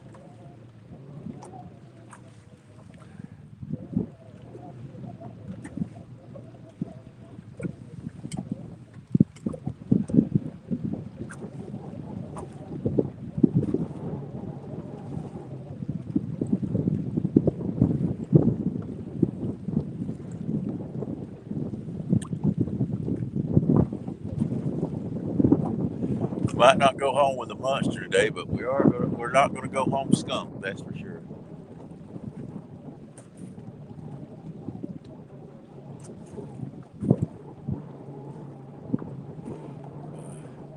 I know I talk about it a lot, but May the 14th and 15th, we are having a meet and greet down here on the Lake Chickabagua over at Chester Frost Park.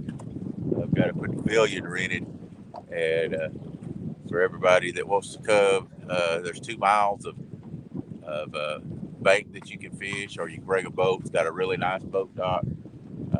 4 or 5 boats can dock at, so at the same time, a lot of spots to park at. We're gonna have food and some music and stuff. They've got a campsite down there also. If you got a camper or a tent, you can do either one. So come out and be with us then if you can. I think we're gonna have a good time. Maybe get a bunch of big fish. It'll be in May, so that the fish should really start biting by May.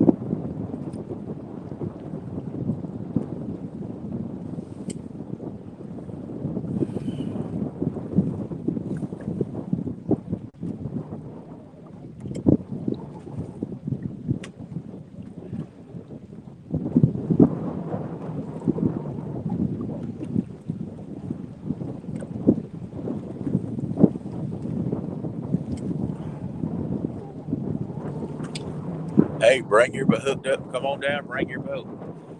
There's plenty of places to fish up through here. Tennessee River is just an awesome fishery as far as I'm concerned. If you're going to camp, though, call early to get campsites because they really book up fast over there at Chester Frost. If you're going to get a hotel, probably do that anytime. But if you're going to get a campsite, for sure, call early. Don't wait till the last week or two and try to get a campsite because it'll be full. Yeah, I'm excited for you guys to come to have it. I know y'all gonna come early. We're gonna try to get out here and get on some fish before the meet and greet ever gets started. So I think we'll have a good time. Lance, I think you should come over and go also. I mean, it's just a hop and a skip from you.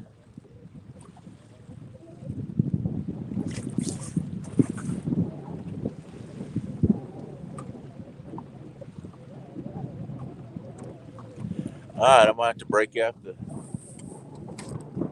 beef jerky again. Maybe it'll get them to bite.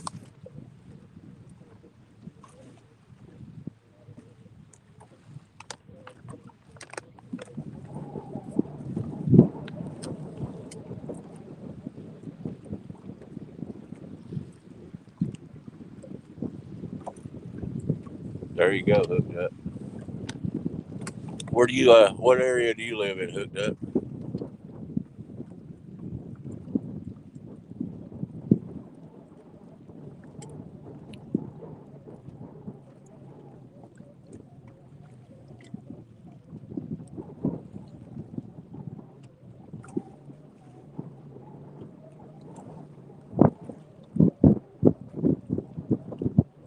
Oh, Gadsden, okay.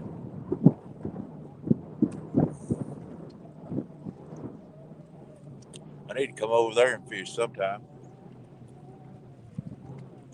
Me and Joe was going to go to Lake Wheeler, and we had it planned, and then it was raining, and then he called me last week and would have tried again, but the dates he could go, I couldn't go. So I'd like to go over there.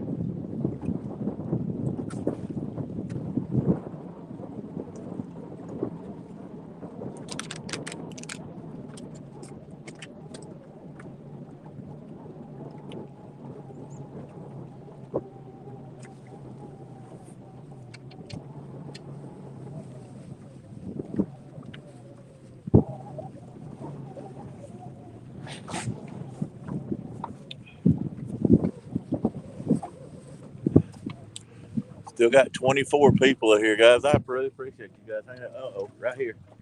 Rod one. It is. When you start eating, they start biting. You just got to get that big one in their mouth.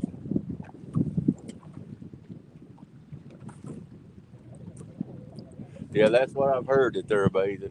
Maybe one of these days you can invite me over and I'll go fishing with you.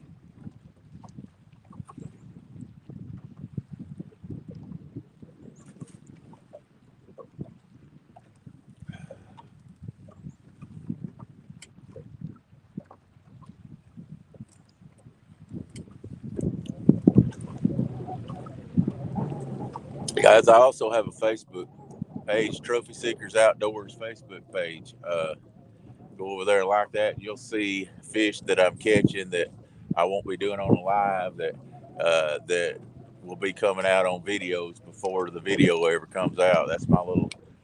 I do that just for the people that go on my page. I have a group page, or I just have a regular page also. But if you go like that page and follow it, you'll get to see the fish that I catch before the video ever comes out.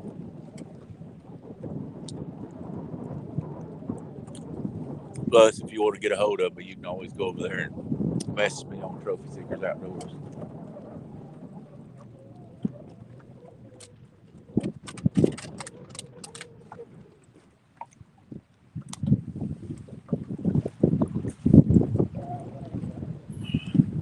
Cool deal. I'll hit you up one time, hooked up. We'll go.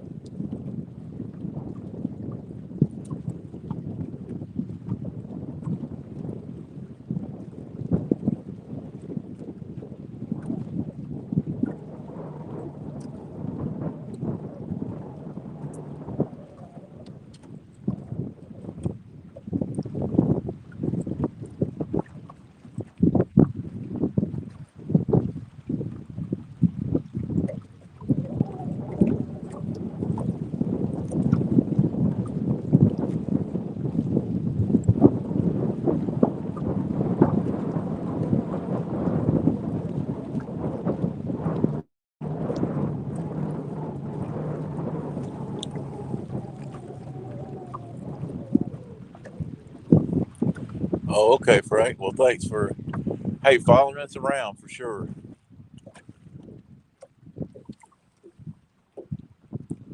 Hey, Charlotte. Man, I can't read what that says. Sorry, guys. It's so small. I can't even see with my glasses on some of this stuff. Uh, but yeah, I usually put every time I go fishing, I'll put the fish on the page if I got somebody with me that can take a picture.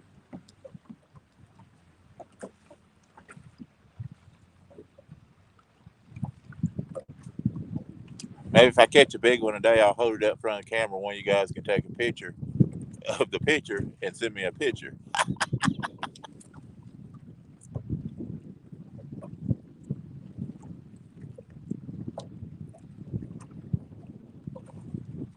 Yeah, we went down there with Tim and fished Lake Sinclair, and then we fished that tournament also, uh, Chat Cat tournament down there on the Chattahoochee River. We didn't do real great, but we done better than I thought we did. I think there were 16 boats, and we came in seventh. It took me a little while to figure out it's different fishing down there than it is up here, and so I had to figure it out. Once we got it figured out, we started catching them, but it wasn't a long tournament, so we just couldn't get caught back up. But we did okay.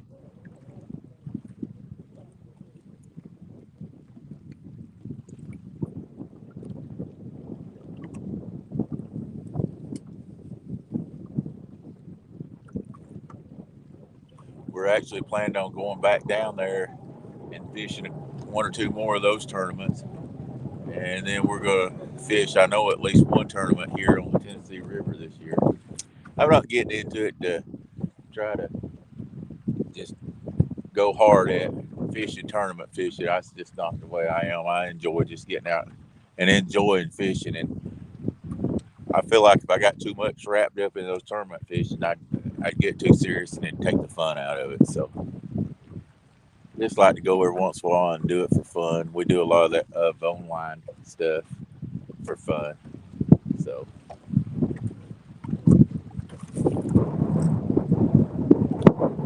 yes, there is. It's a lot shallower, less moving, and it's a lot more sandier. And you have to really break that water down a lot down there to figure out just what they're doing because it's such a subtle change. Uh, you might not think it's a difference down there, but that change, that subtle change, or that one tree can be the difference of a fish and not a fish down there. So, oh, my trolling motor's going crazy. The wind's picking up. We've got waves up. I don't know if you guys can see it, but they're about a foot to a foot and a half waves coming in here. They are making this spotlight mess up pretty bad, but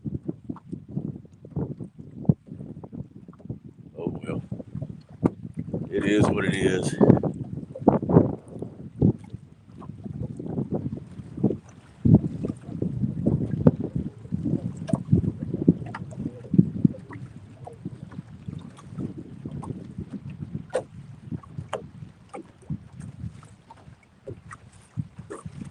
I thought it was pretty neat down there fishing and have the alligators swimming by. I was like, man, that's pretty cool. We videoed it, but that was pretty cool to be out there fishing on the river and then an alligator just goes swimming by. Am I gonna get moderate? Yes, Danny, I am. I've got to figure it out. I guess I've been too lazy. I ain't gonna lie. But I need to get in there and figure out, put all you guys moderators. I uh, I apologize. I'm just learning this thing, so I need to get in there when I get home or something, and maybe tomorrow and get in there and figure out how to do it. They say you have to do it, I think, on your laptop, so I'll get it figured out before it's over with, guys. Not real savvy on a computer. I'm not gonna lie about that.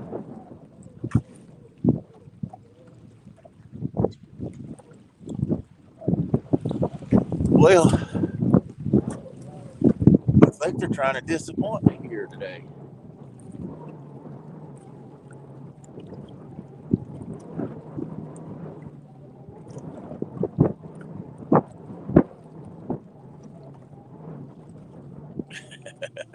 Yeah, I know, but I could do I could do a lot more if I try to figure some things out. I just sometimes I get aggravated and sometimes it's like, man, I just want to fish sometimes and not worry about it. But I should do that because that helps keep the bots out and stuff like that. Yeah, that's funny. I hadn't even seen the bots. If each one comes on, you guys let me know and I'll delete them.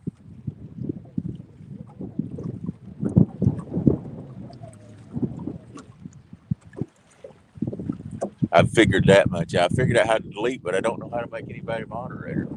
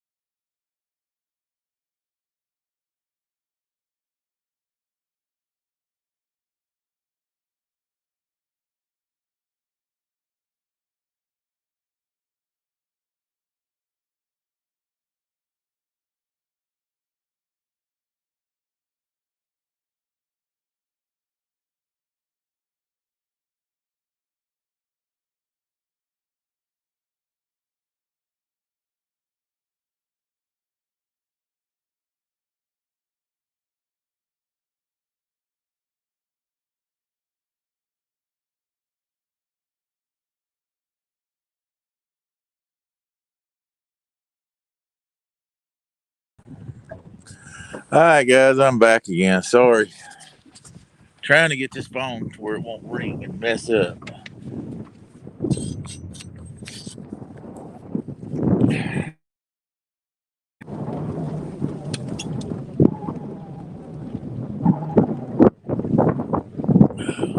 what happened? Good Lord. Boy, if it ain't one thing, it's another here.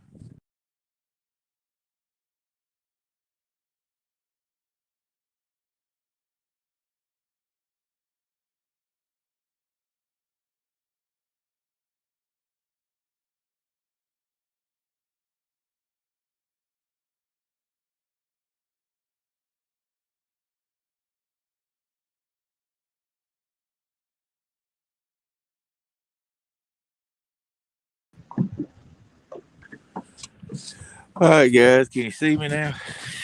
This thing's crazy.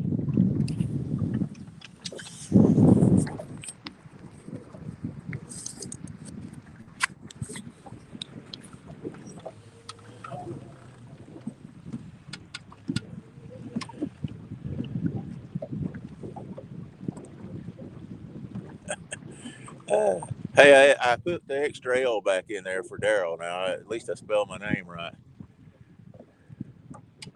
Sorry, guys. I think it's time to reel up and try something else, guys. This didn't work in here, so I'm gonna try something else. I'm gonna actually go out deeper, see if I can catch anything, get anything out. I may run it. You know what I may do? I may run up the river a little further. I got a spot up the river that I like. I'm gonna go try it, see if there's anything on it. And then if not, we're gonna get it out in a deeper river. So give me just a few, guys.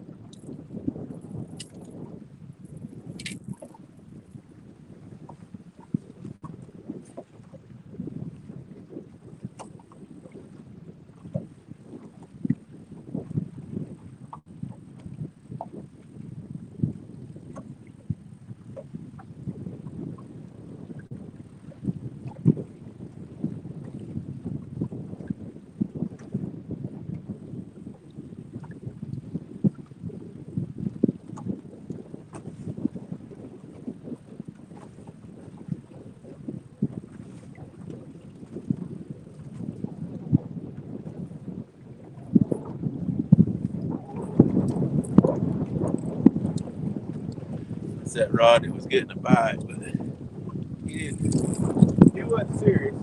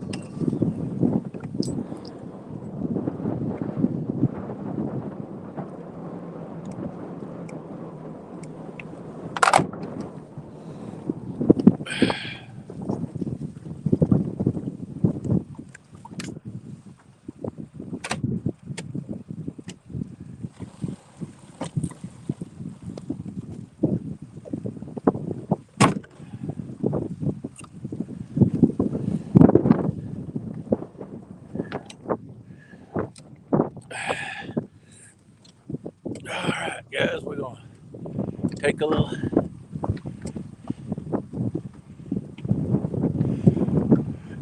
Jody, have you had any luck yet?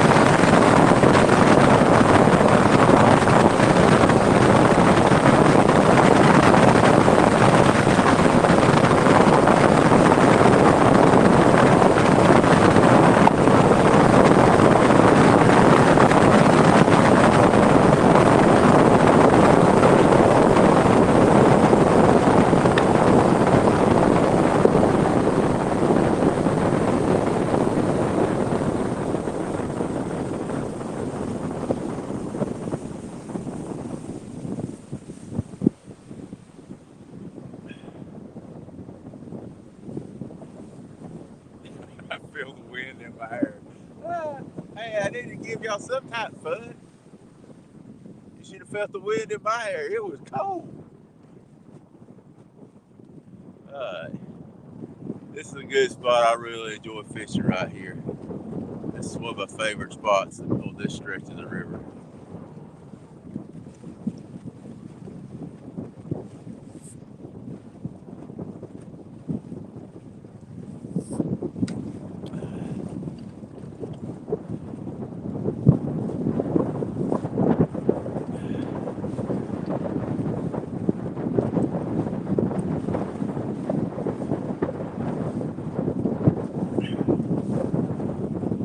Get out here and catch a monster guy.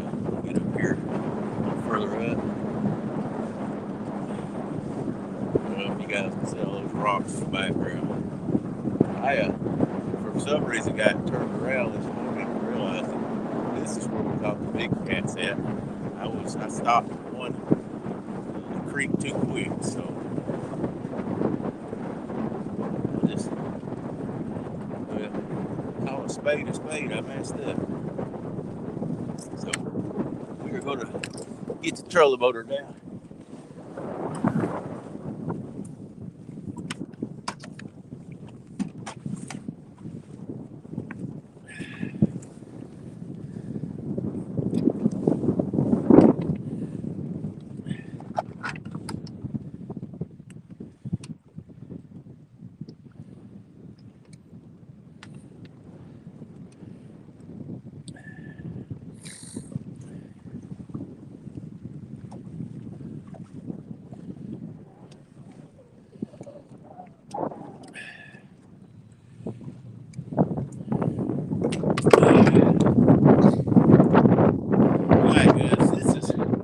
Actually, I need to mark this. That way I know.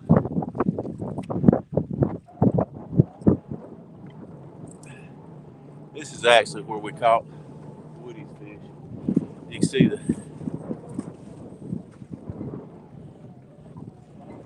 sailboats back there and everything. I just stopped early. So let's get these out and see what we can do here.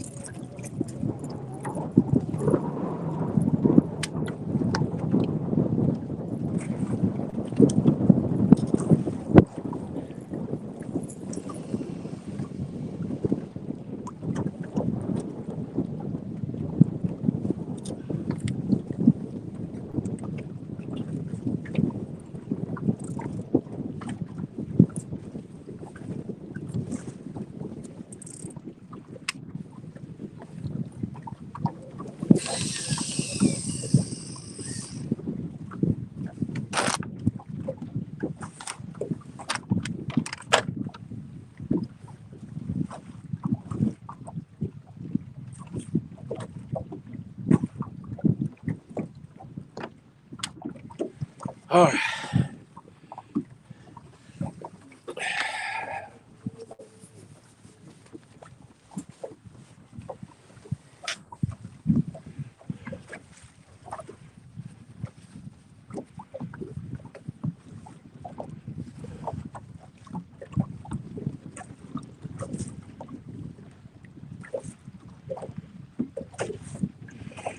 Hey, Agato, I've just caught one fish. I don't know if he is here. In here when I caught one, I just made a move, 3 o'clock, so we'll see if we can get anything else. Uh, I actually thought I was further up the river than what I was. This is one of my favorite spots, so hopefully we'll do good right here. I'm just going to work this bank up through here for the rest of the evening here.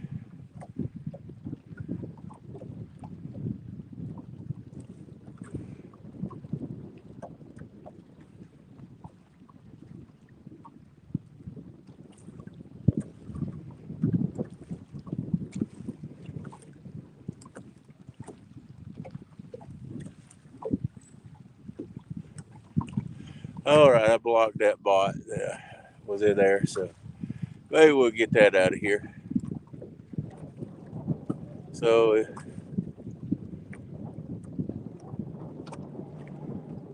is Jody's boat tore up, or am I coming in on the rear end of something and don't know what's going on?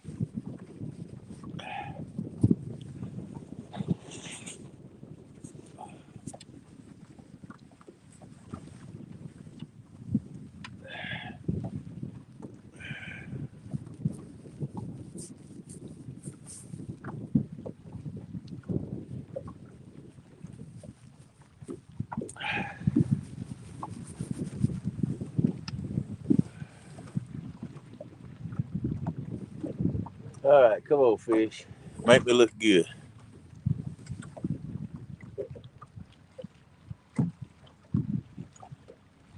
Just getting started. Okay, hooked up. I see something about she didn't have a wrench, so I didn't know if her boat had broke down or whatever.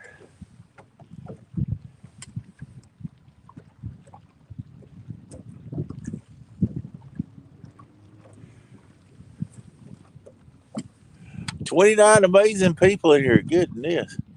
Brad, hey, buddy. Oh, you was giving her a hard time? She needs to be given a hard time because she sure likes to give everybody a hard time. That's for sure. Oh, let me fix my cameras.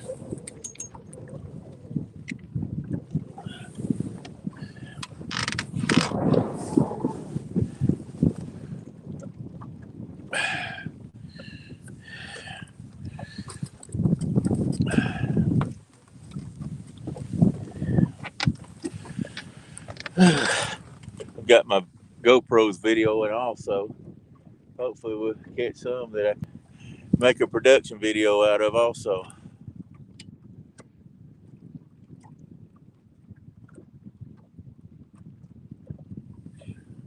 Oh, fish guy. Come on. Come on, buddy.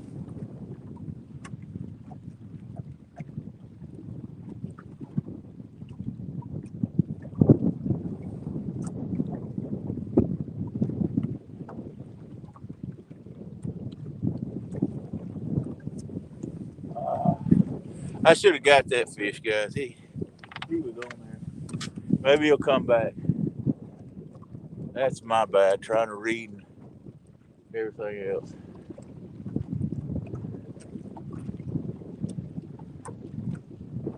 Totally my bad. I may miss some comments, but I'm going to have to keep an eye on these rods a little closer, guys. If I miss some stuff, I apologize.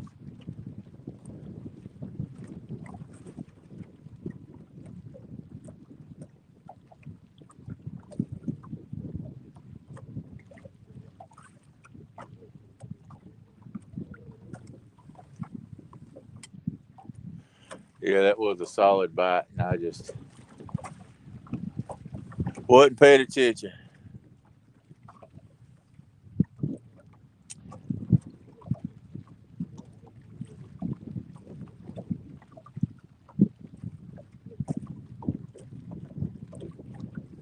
Looks like number 2 getting messed with a little bit now. Wait a minute, y'all, for a minute.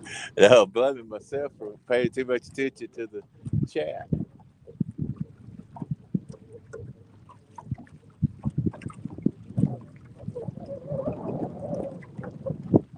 Wished I had two phones, one to look at chat where I could look at the rods at the same time, and one that would video. But haven't figured that much out yet. Somebody's got to take the blame anyway.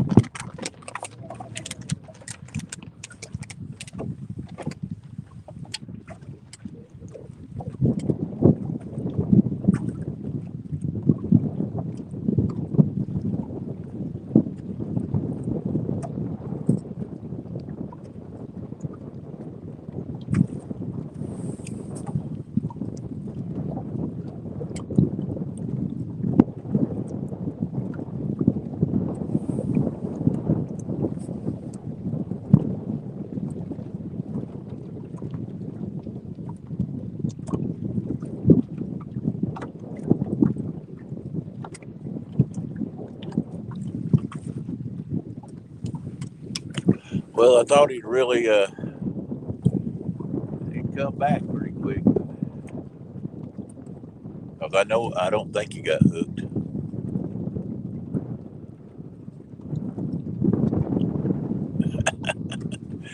It's your fault, Greenwood.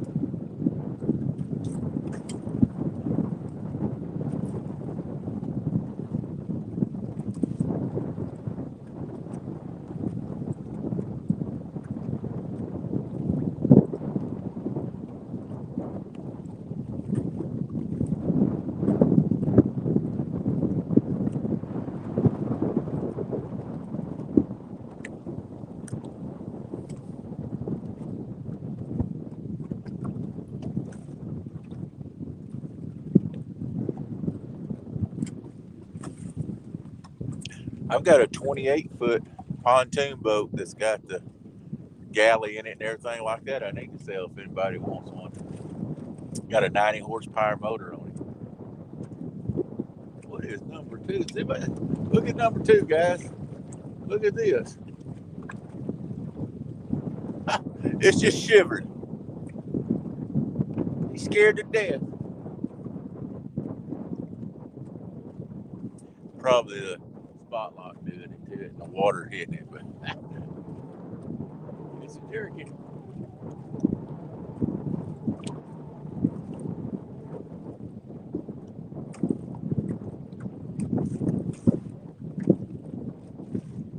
As I think that might be a fish.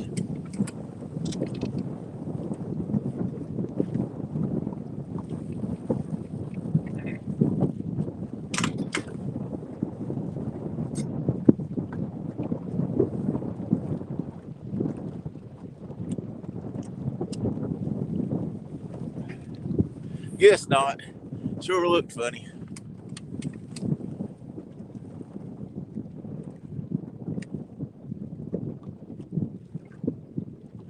Okay, Brad. Next one's your fault. Cause it's a big boat, 28. Probably about 7K for it. I have totally rebuilt that boat. It has a new floor. Everything in it has been rebuilt. I have pictures of it where I started from the floor up and totally rebuilt that boat. I had it because I used to fish on Lake Lanier a lot. It wasn't too far to pull it, but it's just too far to pull it up here. But you could have 10 or 12 people fish on it. It's great if you live right next to a lake. I mean, it's freaking awesome.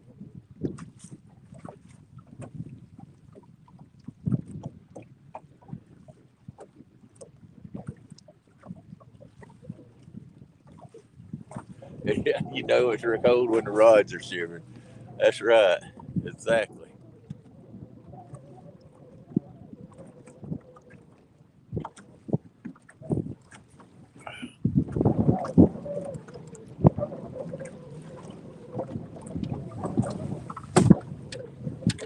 I got so excited I slung my gloves off.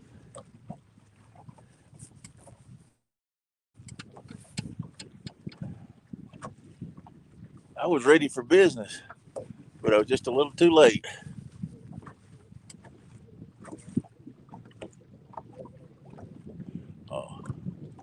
Oh, Hooked Up want to know how much.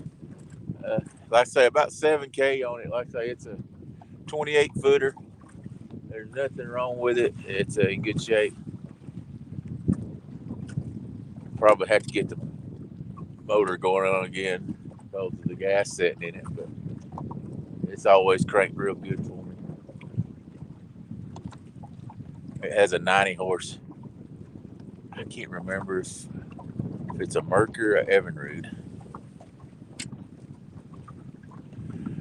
Not yet, Bob.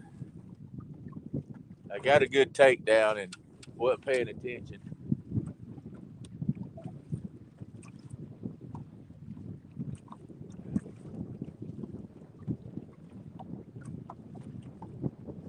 That was shame on me. It was Greenwell's fault. I'll have to look, just to be honest with you. I can't remember uh, the year on it and everything. I can put it on my Facebook page. If everybody, if you're following the Trophy Seekers Outdoor, I'll take a picture of it and put it on my Facebook page. I've got some pictures of it. I just can't do it with my phone the way it is right now. But I'll put it on my Facebook page, guys.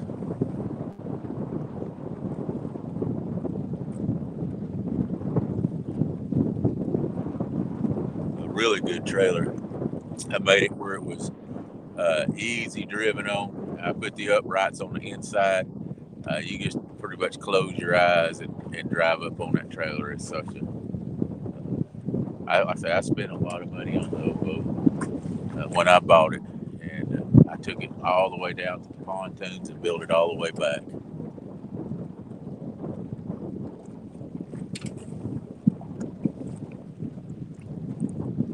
No, I hadn't checked the bait on the rod that got hit.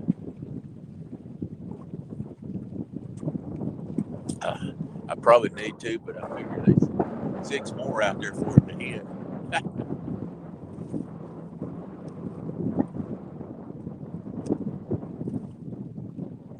Was it 1, 2, or 3 that got hit? I about forgot which rod got hit. It was 2, wasn't it? The white rod was one that got hit. I really didn't see.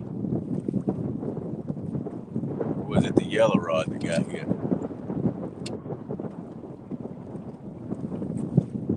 Maybe it was the yellow rod. I can't remember. 3 or 2. Okay, I'll check it.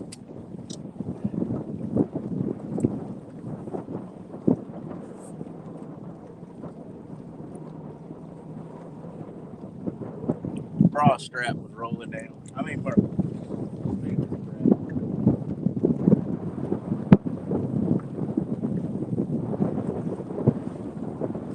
I think it's got bait on it.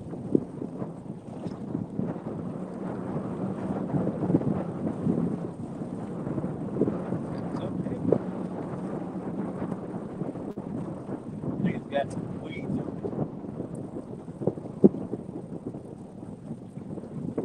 it. We'd all flip out if it was fish, but I think it's weeds.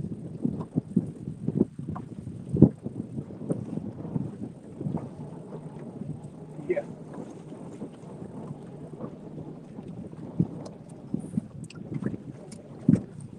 There's why it's quivering like it is. All this dang weed out there. I hate that junk.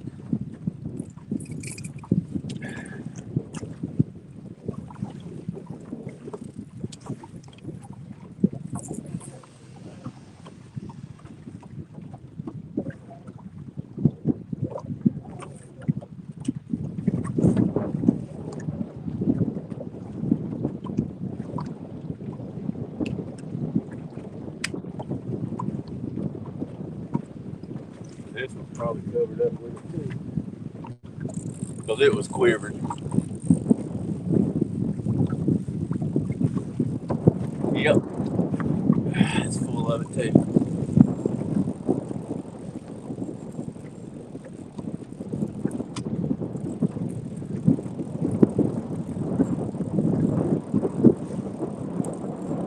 That weed starts dying off and then it turns loose and washes down this river. It gets hung up in your line. That's the bad thing about fishing up on the lake.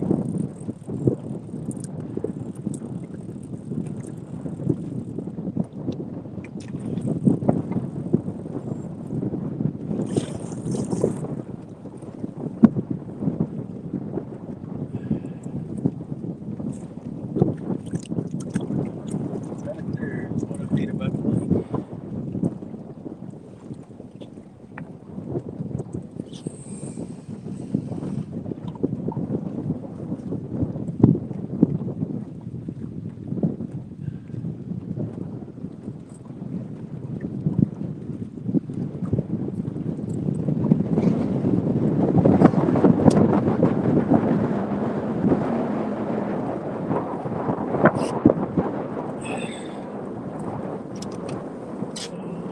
You got to deal with it to catch it, though.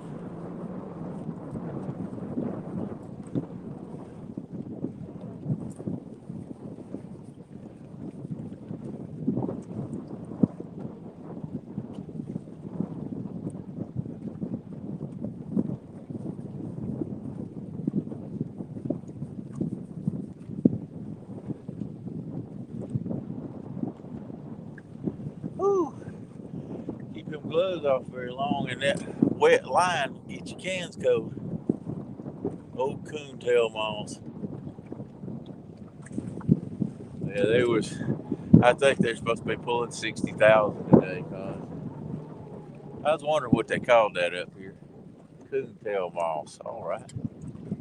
That's bad down in the lake on Nickajack. It is full of it down through there. That's why I don't like going down there on Nickajack during the summertime. There's so much of it.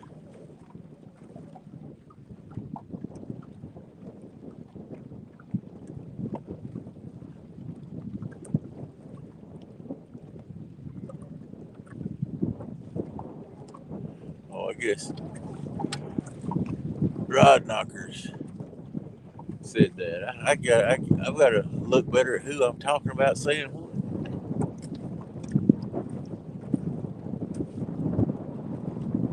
Yeah, that old moss gets on there and it's aggravating.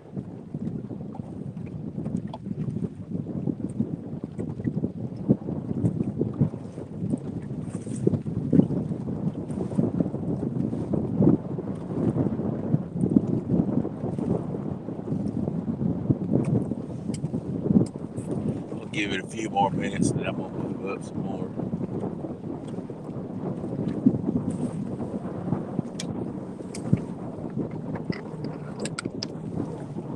Wimp, Woody, you had him up here. I'll tell you what, guys.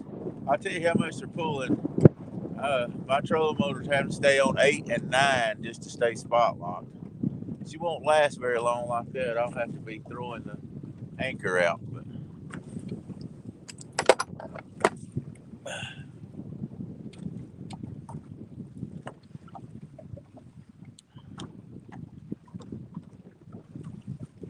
you're gonna buy some hand warmers for the boat. The gloves are working good when I keep it on, Woody. It's just have to take them off to fish with. It's rough.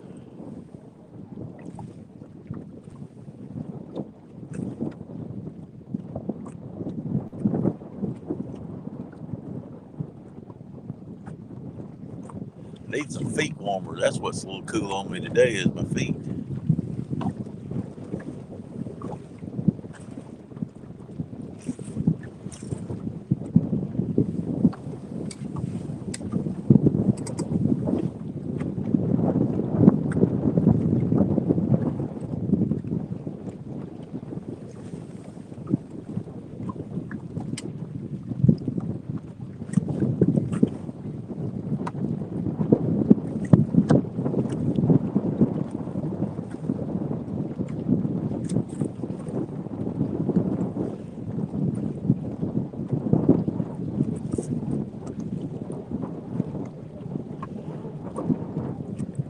I'm running 24 volt.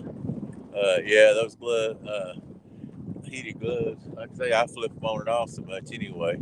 I'm running 24 volt rod knockers. I've actually got two of those 100-hour lithium batteries ordered uh, that I'm gonna be putting in here, and I won't have to worry about it then. I hope as soon as those come in. Things are so expensive. I thought about putting a 36 volt uh, motor on that's 100. I think they're 105-pound thrust. But I really don't want to have to pay the money to buy three of those lithium batteries and then pay the money for one of those 115. I think they're like $2,800 for one. That's a lot of money. I mean, I'm out here all the time, and it's worth it to have good stuff. But that's a lot of money to have just in a trolling motor and three batteries. You're talking around $6,000 for all that. That's a lot of money.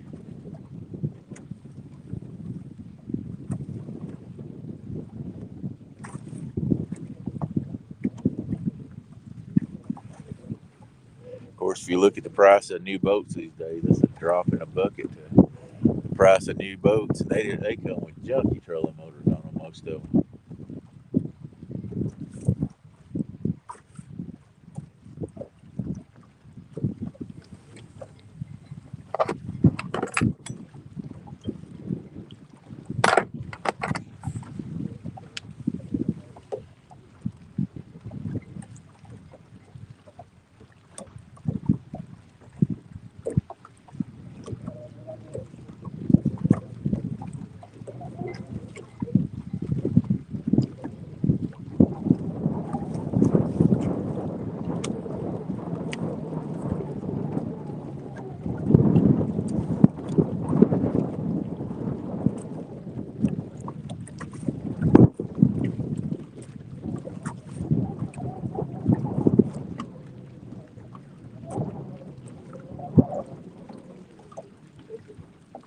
Oh, here.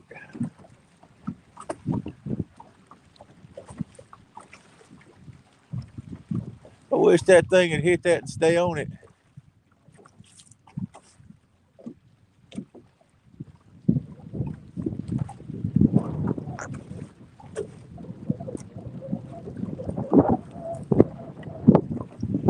Number three was getting a hit, but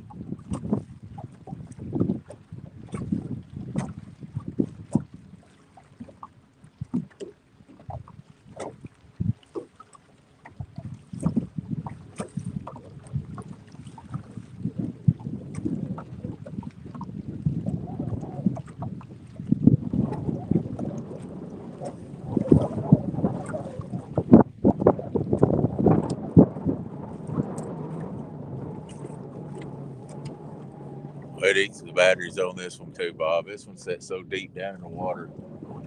I mean, that's a 24 volt, 70-pound thrust, and it just eats up those batteries. Like I say, I've got those two lithium batteries, 100-hour lithium batteries. That'll take about 100 and something pounds off the boat just in batteries.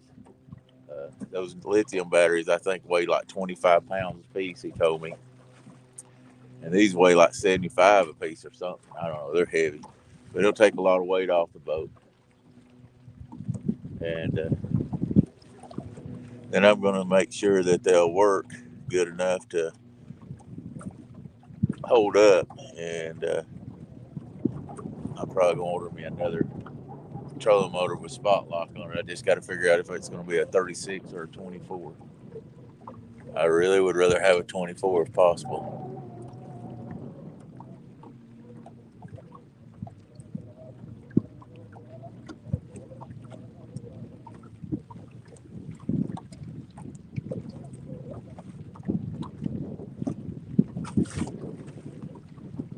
But they back ordered the batteries on me, so I don't know when they're going to come in.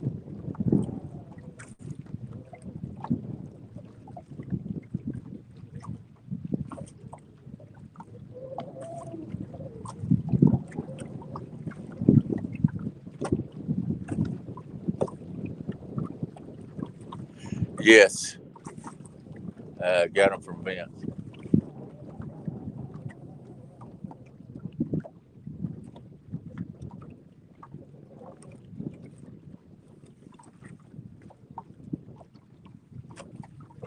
I guess you told him you had his stickers ready for him.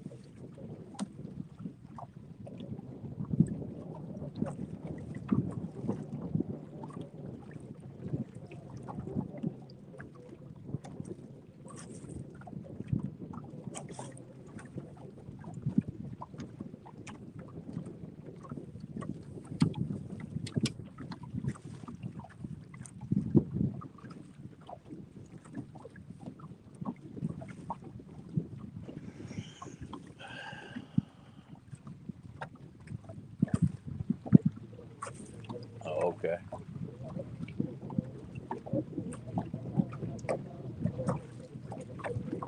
All right, guys, it's time for another move. I ain't gonna sit here all day if they ain't a biting. Can't catch them if they're not a biting. I'm gonna move up a couple 100 yards and try it again.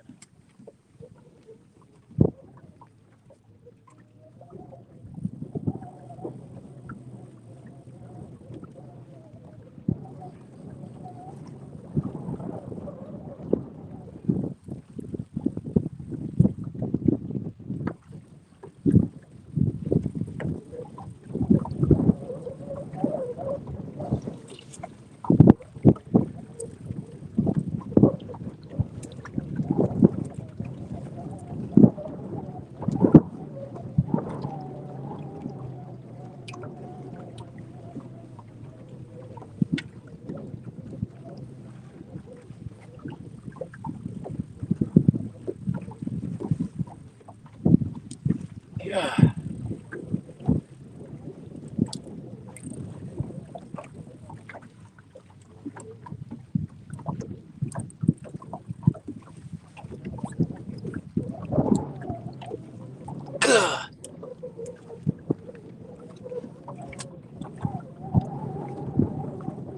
I hate that mouse. I hate that mouse.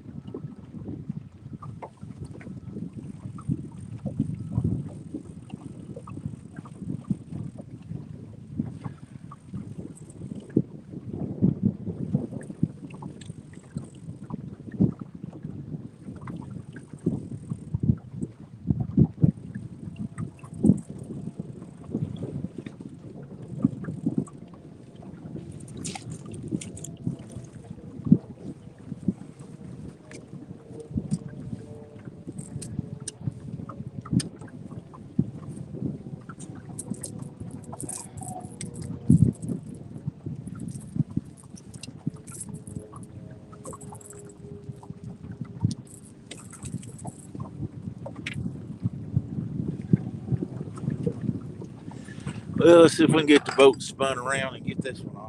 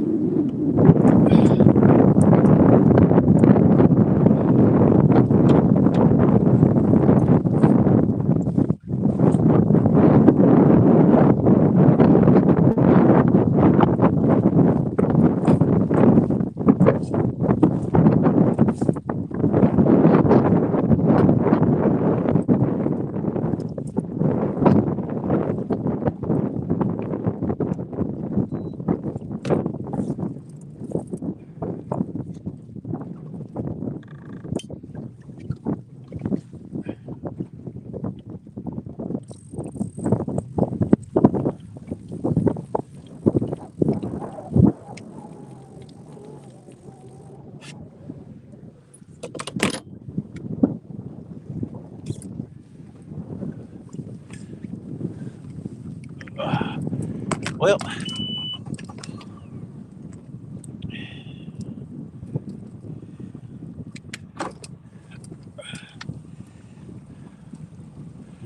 that wind is fierce down here. Current is ripping also.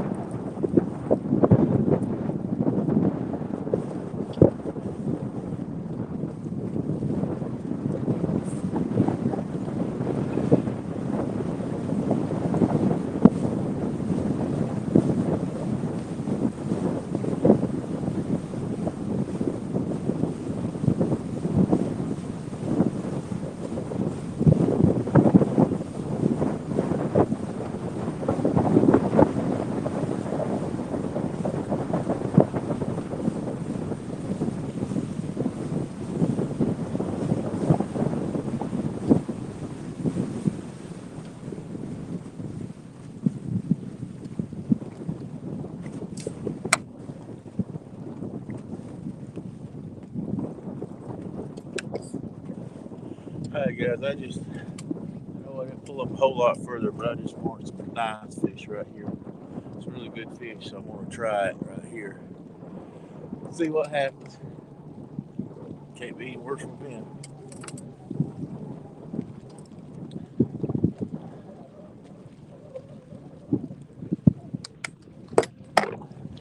This is a little shallower here. I'm going to try shallower, and if that don't work, then I'm going to get out in the channel and see if we can do any good. So, just a rough day to be fishing is all I know. But we're going to persevere, keep going.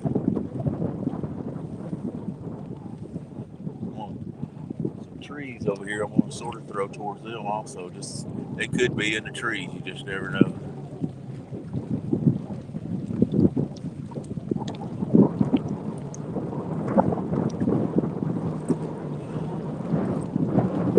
Let's see what happens.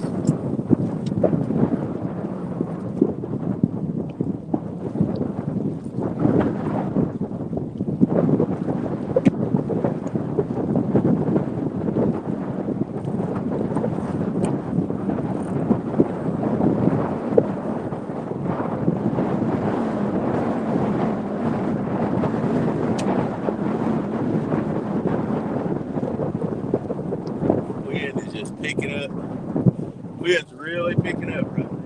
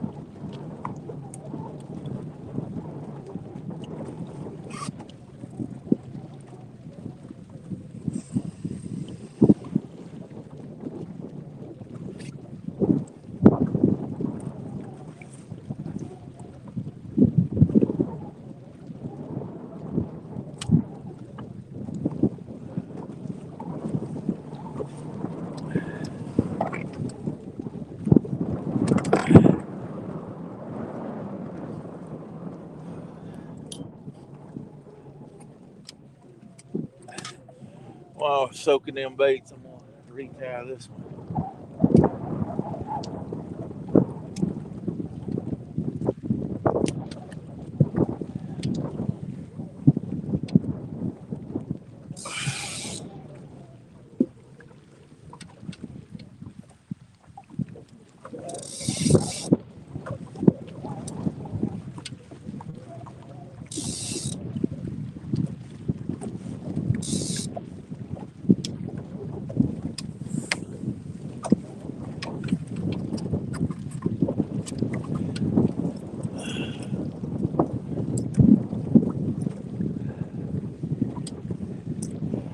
some of this line off. I got stretched.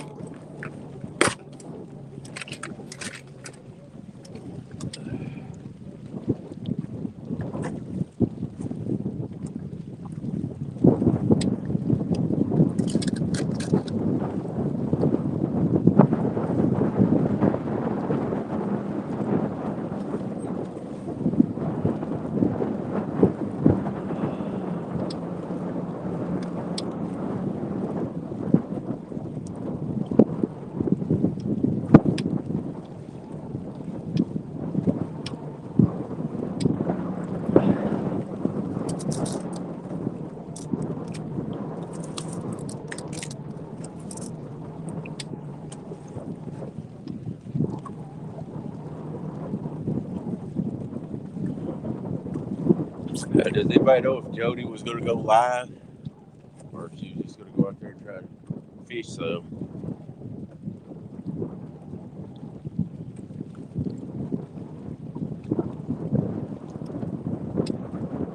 Oh, we still got 20 people in here.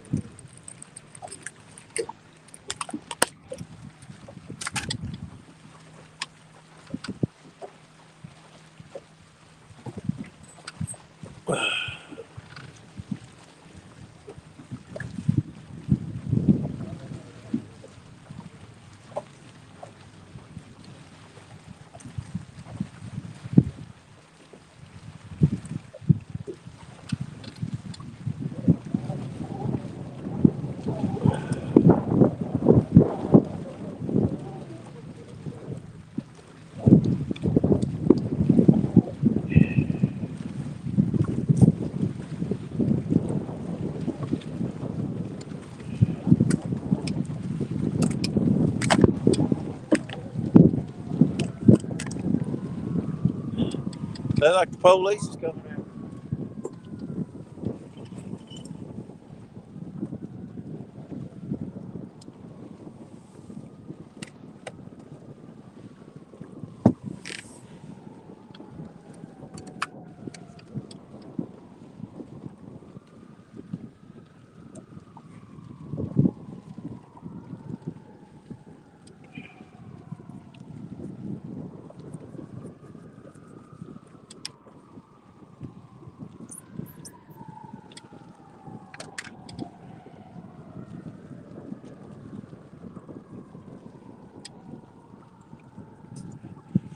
I can tell you this much, it ain't that hot that the sirens need to be coming down here, the fire trucks.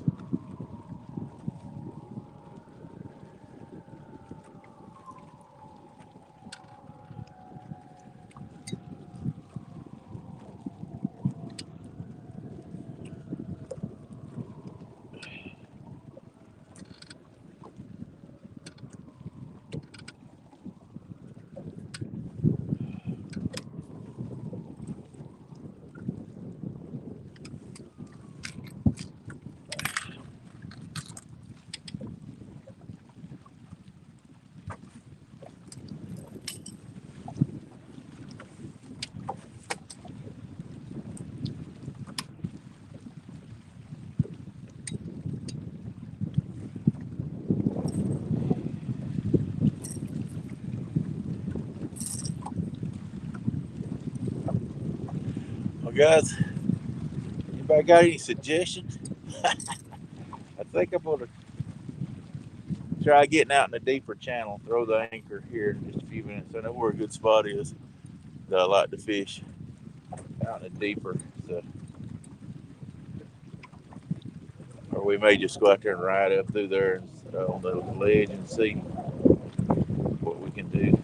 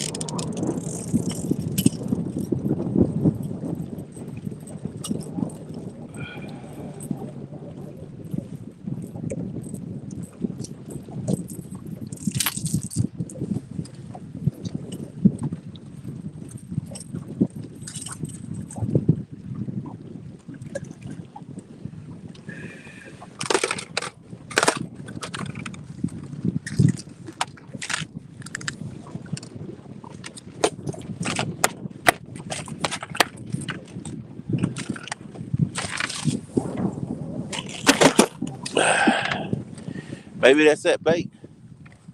Maybe I need to swap back over to the frozen bait.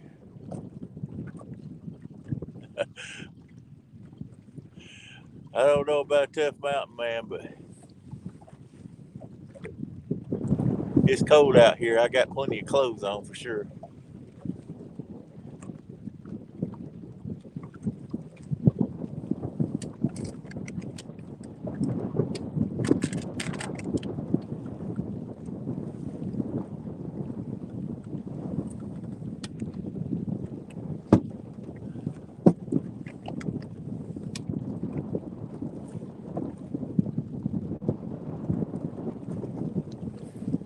Ooh, still got ice on the boat where you open the locks on them.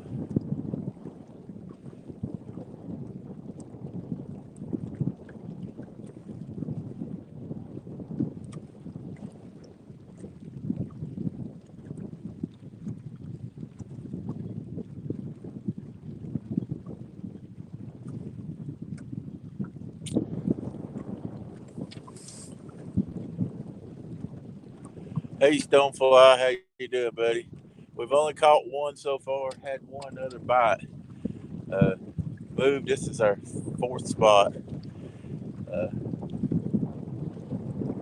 We've tried several different spots. Just tough bite today is all I can say. Hey, Two Stands, how you doing, buddy? Thanks for joining in.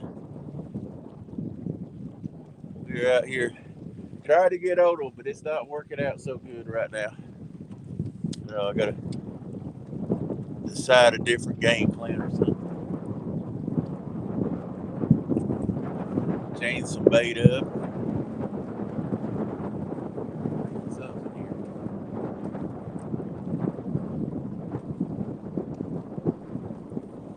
Haven't caught anything in about 2 hours now.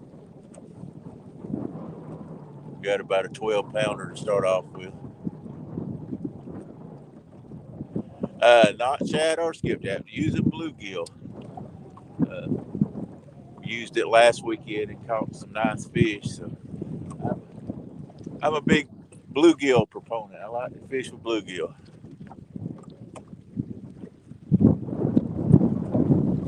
Okay, buddy, I appreciate you stopping in. Maybe we'll get one while you're out running around.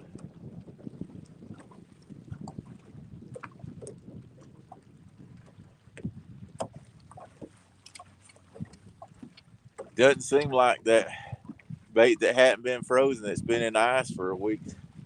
I don't know if that could be the problem or what. It seems like we hadn't got any bites since we put that on. Next time we move, I'm gonna take all that off and put the frozen back on.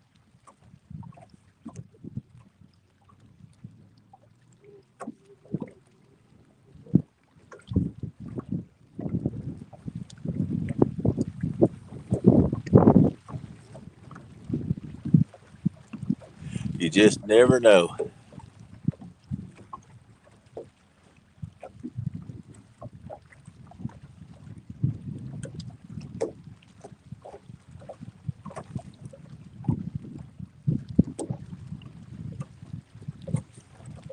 But at least we haven't been skunked yet.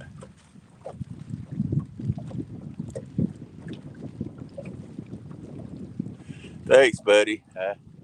I don't claim to know a whole lot. I just do a lot of fishing and a lot of observing, and all I can do is tell you what I figured out over the last year and a half. Like I say, I haven't been doing it a long time. I just try to pay attention a lot. Absorb from others that know way better than I do.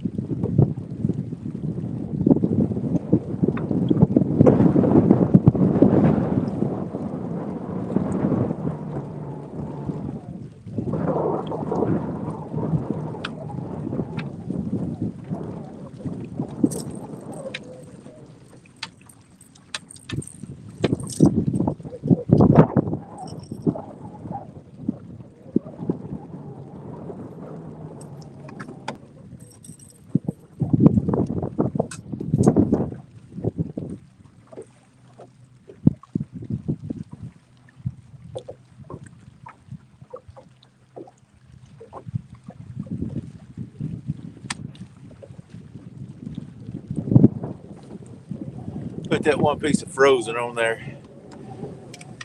Let's see what happens there with the one piece of frozen.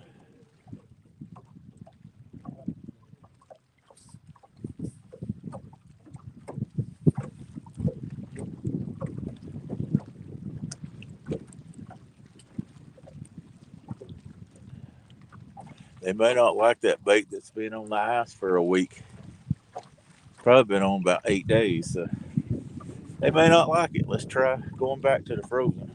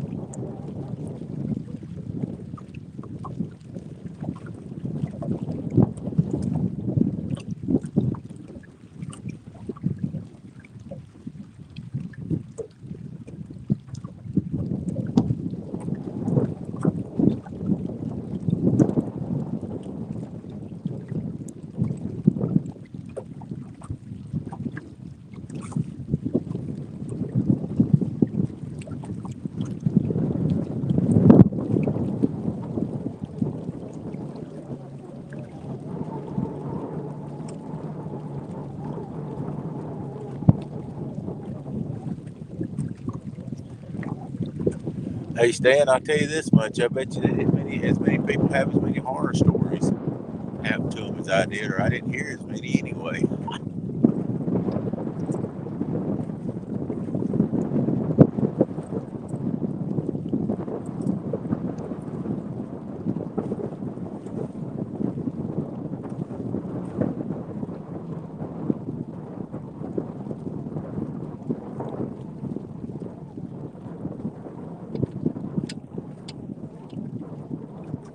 Hey, fins, scales, and tails, how you doing? Appreciate you coming by, dropping by here. We have caught only one fish since about 12:30, or actually it was about probably 1 o'clock time we got everything in the water. So it's been a slow day, brother.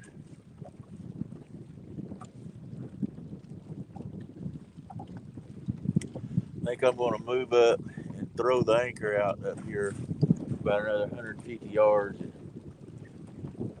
anchor down for the day and see if we can do any better. I feel like that my spot locking is kind of hurting me here because I'm just going back and forth so bad. So I think I'm going to go up and put all new bait on and spot lock for a while.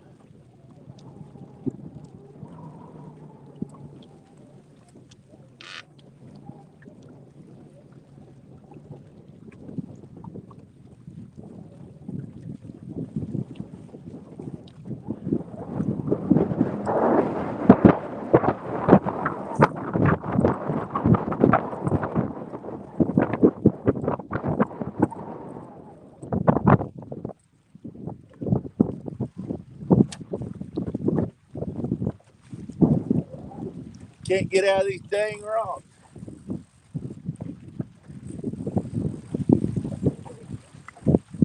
That's all right. If you're not in the rocks and trees, you're not catching anything. So about half the time anyway.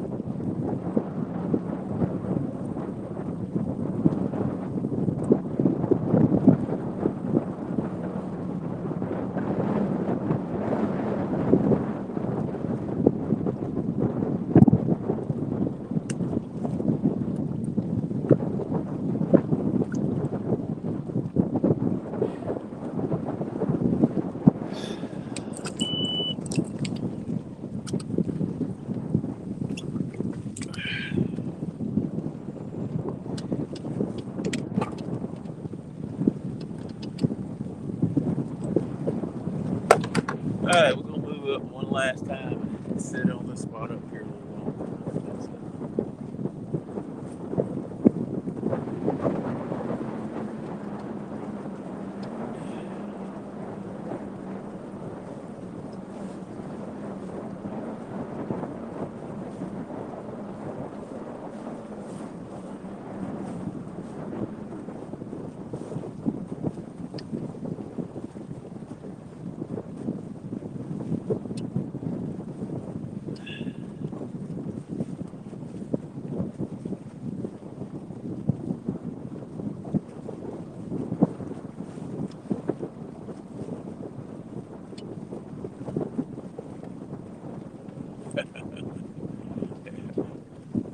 I have a few horror stories for sure. Okay, Woody, thanks, buddy. I'm trying to hang in there. Marking fish, I just can't get them to hit.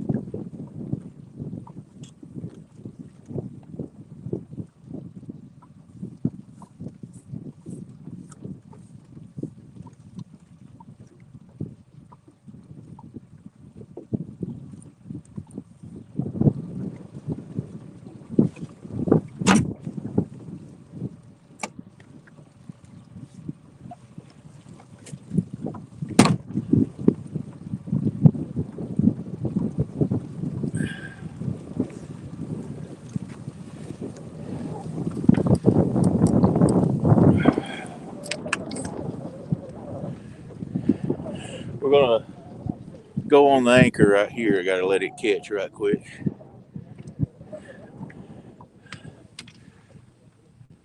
See if that'll hold us a little steadier. Where it could be the fish are just so tedious. If I'm moving a lot around, they're not hitting. But I'm gonna cut up some cut bait. We're gonna make this our last stop and see what we can do here. That's all I know. Just keep trying until we find something or nothing.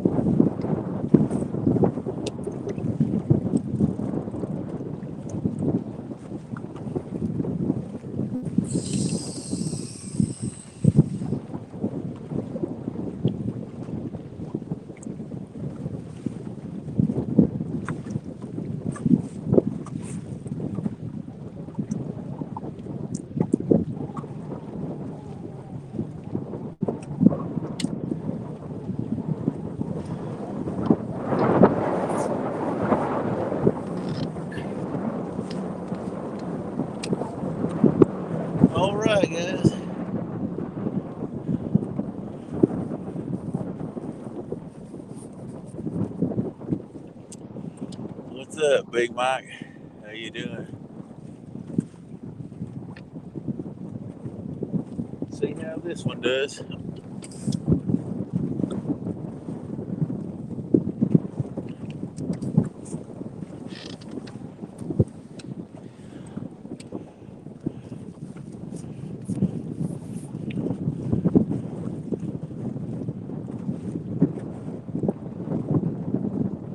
Yep, I'm up here.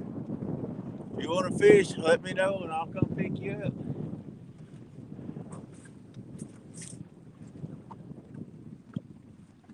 I told you I was coming.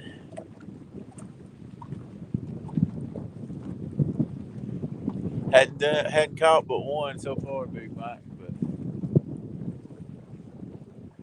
we're still banging at it.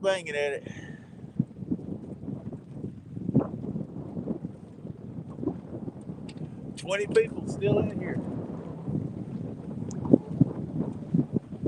And we're still a trying.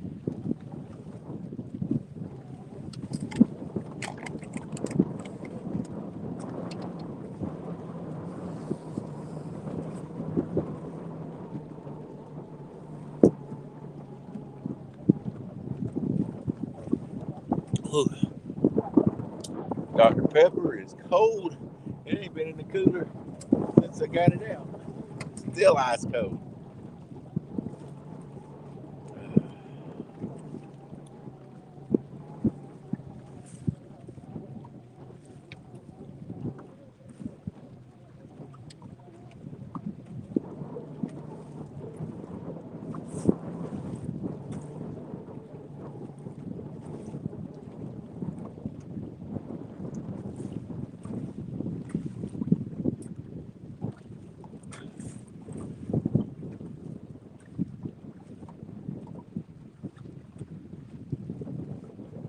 We need another whoop whoop. One more, please. I'd like to have about 4 more. Give me a reason to hang out a while.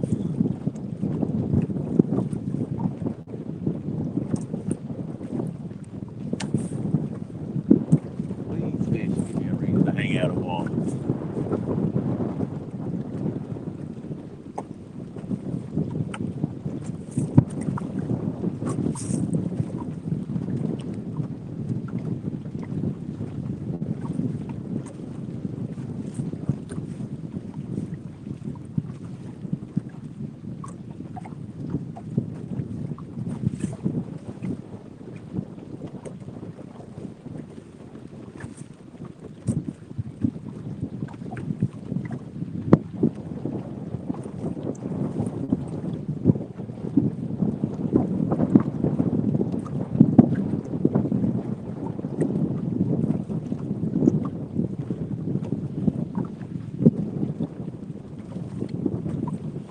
We're up to 23 folks in here. Guys, we've been on here for 3.5 hours and caught one fish. But we're still chugging along, trying. I think putting that anchor out's really actually working a little better than the spot lock. At least we're holding a lot steadier. Maybe it'll make a difference.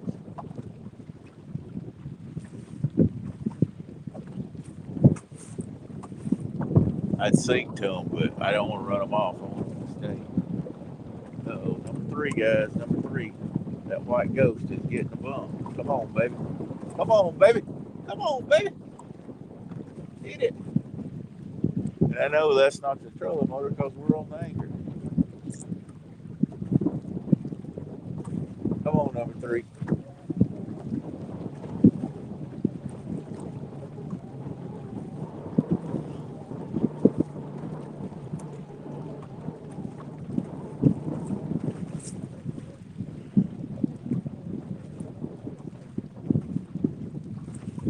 Hit it hard, boys. Hit it hard.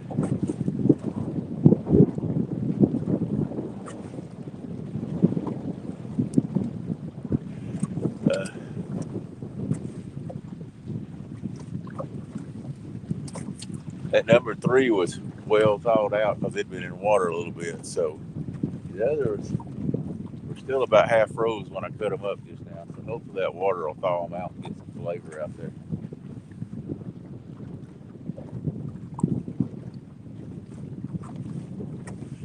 Hey Joey, thanks for coming in, buddy. It's a little cool out here, but it's not real bad. I got plenty of clothes on. So. I tell you what I need to do is find me a coveralls or overalls, whatever you call them, and a jacket that will stop the wind. I got on some old Walls jacket, Walls suspender coveralls like deals, and the wind cut's still bad. I guess I could have put my rain suit underneath it and then put it on would have helped, but it's getting time to get a new rain suit. Anybody out there got a good suggestion on a good warm winter insulated suit and I like the suspender type that will keep the wind from cutting through it when you're doing about 30 to 40 mile an hour across the lake.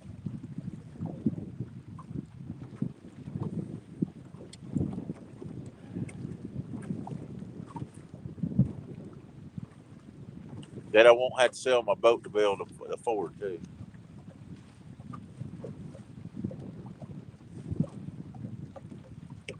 Here goes 3 again, guys. Let's get bumped again right here.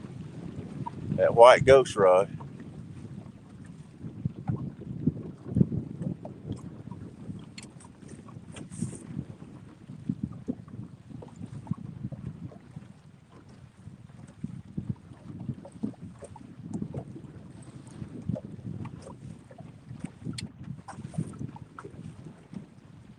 Well, thanks for coming back in, Mike. Still just caught one. This white rod's getting a bite right now. It's been hit twice since we got stopped at this last place. So maybe it'll get on. I tell you, Pat, I hate it when they tease it. I want to know when they're serious. I rang the dinner bell so many times my hands wore out. I'm ready for it to jump over there.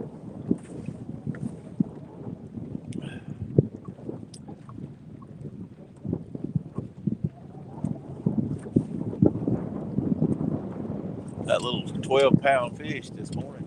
We need to make him look like a baby.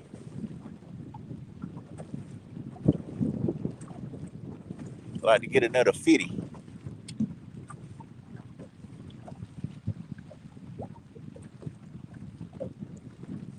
But that's fishing in the winter.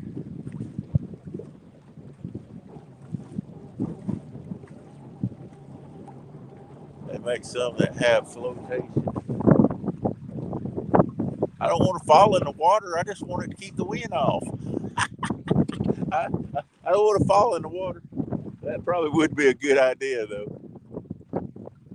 I'd say these old walls wouldn't float very good if I fell in the water.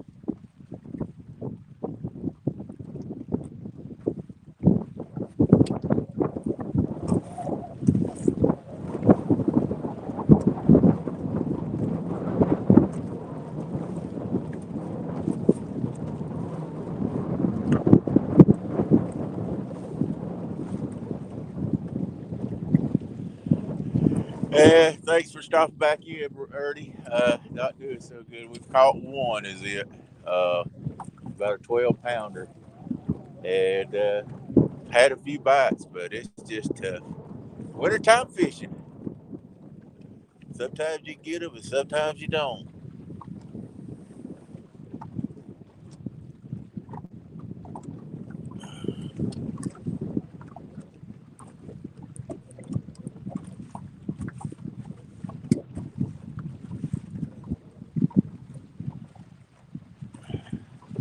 And he gone.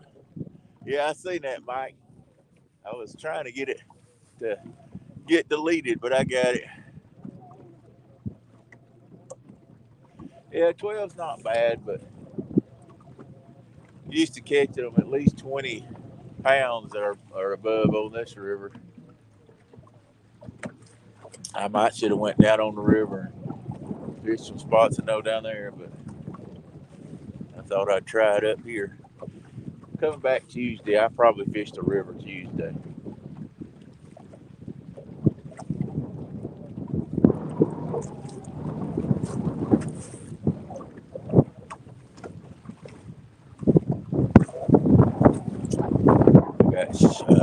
Russ and Shannon and Cos is going to go with me, and see how good we can do.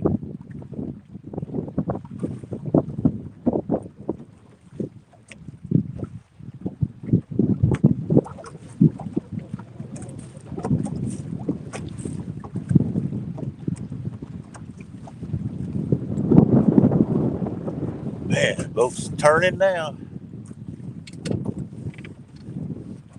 Another bite.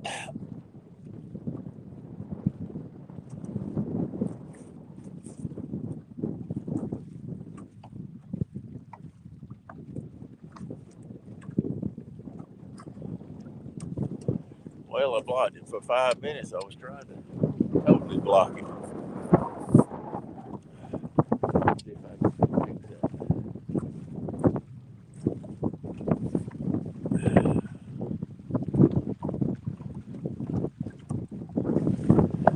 Yeah, I agree. I got it blocked for now. We'll see if it comes back.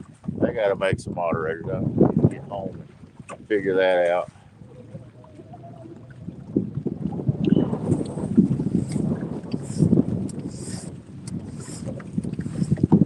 Turn that motor just a little bit. Maybe it'll hold us a little straighter. I keep getting swung out. Hey, them bots give us something to talk about, I guess. I just don't know what they're in there for or what they plan on getting out of just popping up like that.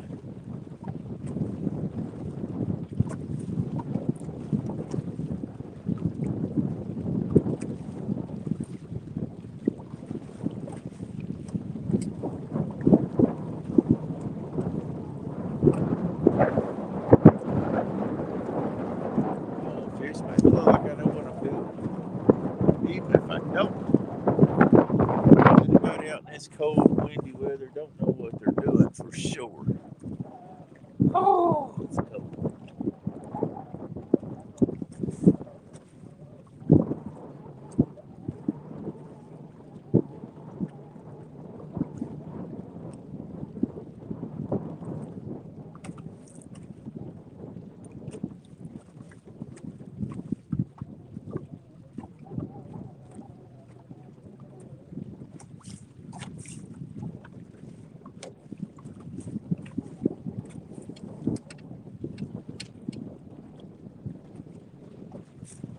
Oh, okay. Well, I couldn't figure out what the link was they were putting in there. Come on, big fish. Wake up. Get hungry. Big fish, come on.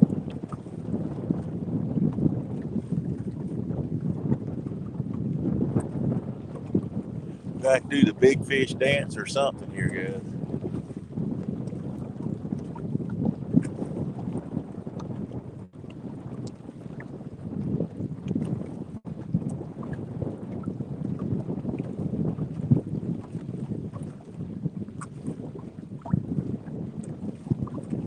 I say I got to give them a little bit of time to remember that they hadn't thawed out yet either.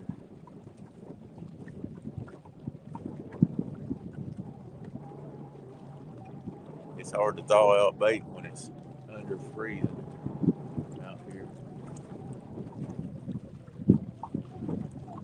I've seen 3 boats on the lake all day long, so.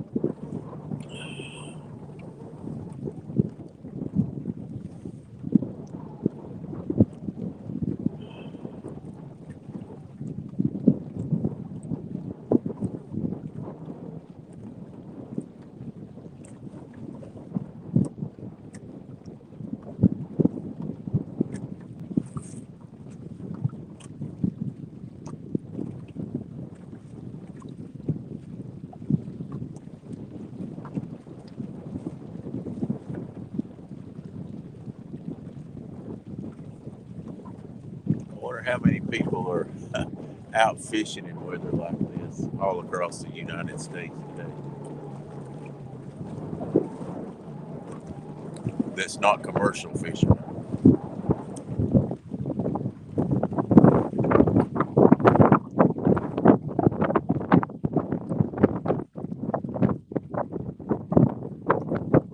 Bye guys. On forward.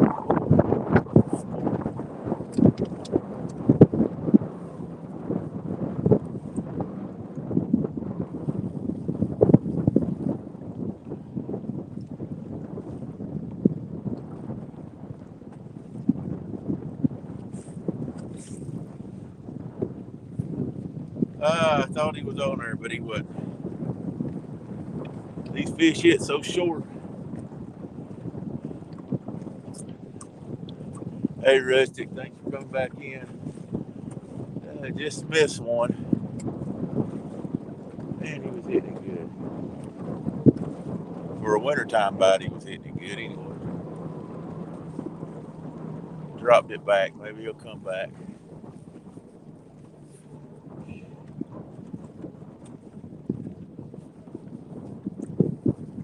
Keep jerking my gloves off like I couldn't reel with my gloves on when I could.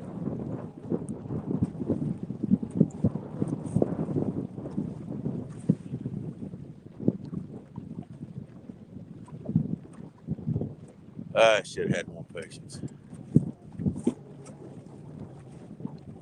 Well, good luck to you, Rustic. I hope you catch one tomorrow. It's rough weather right now. I think it's actually supposed to be sunny tomorrow. I debated whether to go tomorrow or today, and I decided to go today because I'm going again Tuesday, and I figured I'd go like that. So.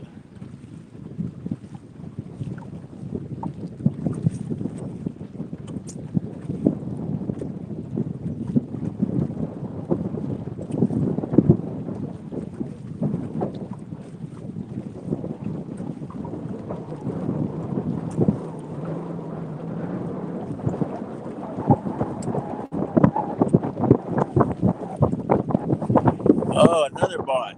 Let's see if we can get rid of this one.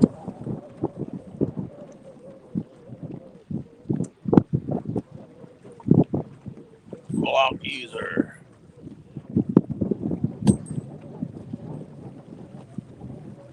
All right, they were blocked.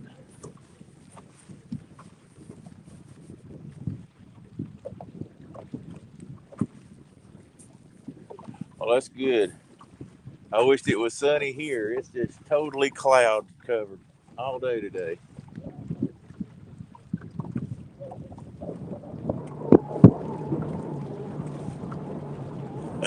Mike, them bots is tearing you up, ain't it, brother? We got him, though. We got him. Yeah, him, her, whatever it was.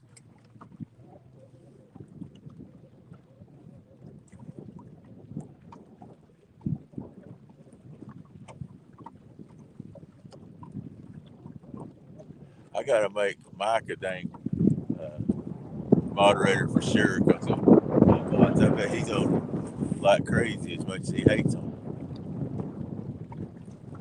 Yeah, I know it's going to be sunny tomorrow, but and I can't come up here again tomorrow and then come Thursday. It costs me $75 worth of gas every time I come up here. And man, that's a lot of money.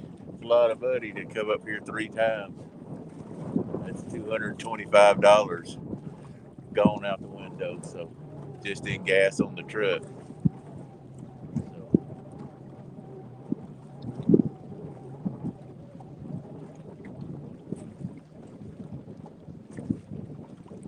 I generally try to come once a week, so I've come today. This is the first time I've come this week, and then I'm going to come Tuesday, I guess. So I keep myself on a budget there.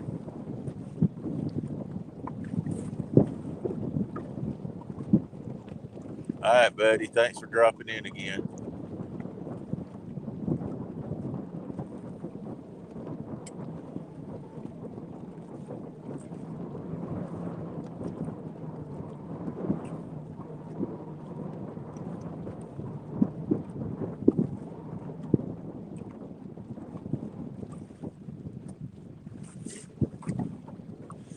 tell it's getting colder out here. I wish these fish would turn on. They may be. I just ain't in the right place and got them the right food. 4:34.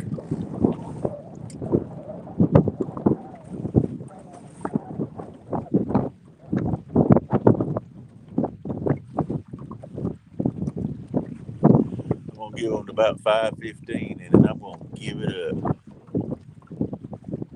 That yellow one, they're all Mad Cats rods. They call that one the Bolt, B-O-L-T, Bolt.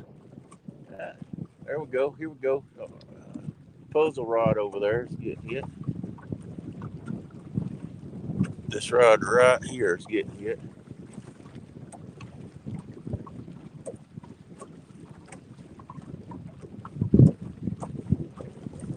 I don't know if they call it lightning bolt or something. I don't know why they just called it bolt, but that's what they call it. Come on, puzzle. Get hit again.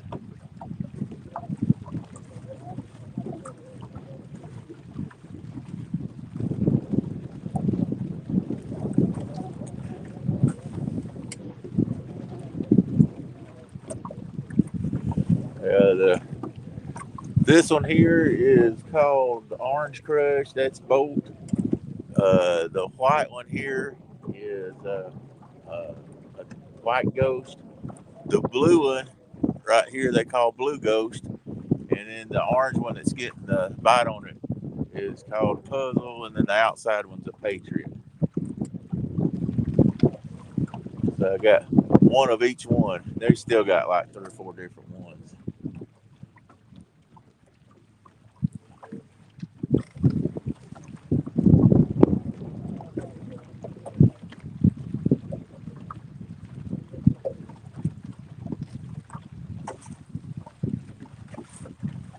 These fish just need to get serious in here. Yeah. The only reason I didn't buy Uncle Lou's, and I think Uncle Lou's got a good rod, and I would say that it's actually got a little more what they call action, flexibility in it more than these. But the only reason I didn't buy Uncle Lou's, it's just hard for me to buy a rod that I can't put in my hand and see how it feels, And I had bought one of these rods at the Pigeon Forge at I forgot what, Catapalooza. I went up there and checked these rods out, and I liked the backbone on them and everything. And so I bought one, and Woody bought one. Well, he actually won the Patriot rod, and then I bought the Blue Ghost, and we really liked them. And I asked Uncle Lou if he was going to be at the CatCon in Kentucky, because like I say, it's just hard for me to try pay $80 for a rod or whatever, and not ever touched them. And so he said he wasn't coming to the CatCon, and so I decided just to go ahead and get all the Mad Cats and have them all matched up. Nothing against Uncle Lou, because like I say, I can tell that it's a little bit lighter rod. It's not as heavy a rod, even though these are medium heavy. I think they're a little bit heavier. They probably got a little more action in them than these do. Hey, Polar Bear. Do I like them better than my ugly stick? Yes and no. And I know that sounds stupid. Whoa.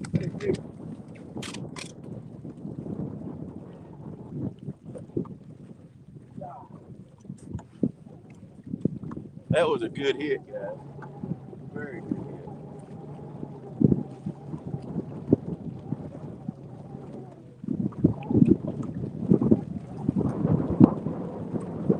I'm not sure he's not still.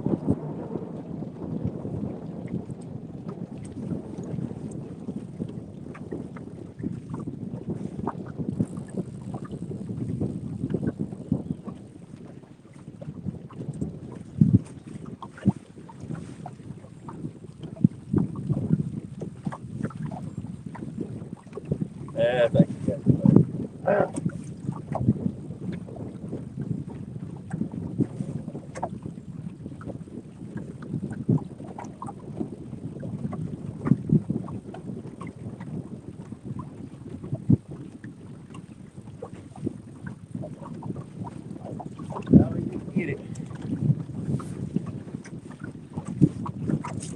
Oh well, let's try it again.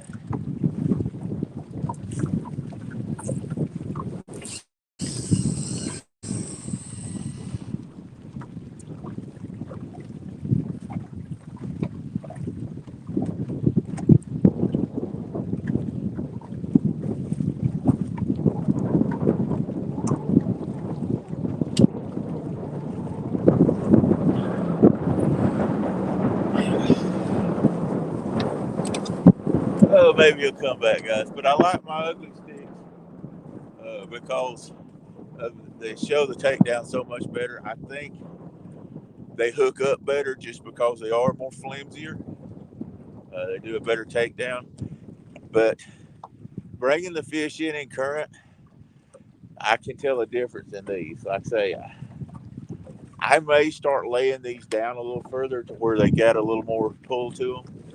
But the ugly stick, I really believe I get a little better hookup on them just because they have more flexibility on them. Ugly stick, they have so much flexibility, and I feel like I really got better hookups for that. But the trade-off was that it's easier for me to bring them in the current with these heavier rods. I hope that makes sense to you.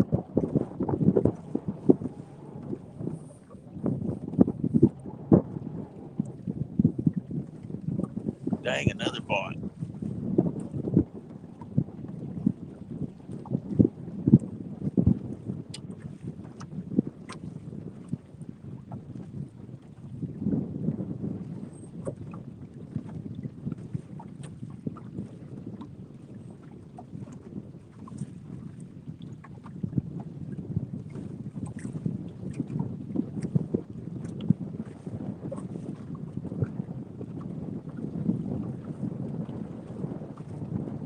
Yeah, I'm going to actually get a shattered cat bumping rod.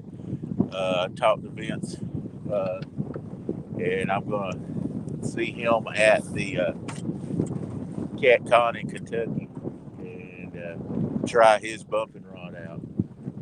Uh, I'm going to start learning to bump also, so we'll see how that works out.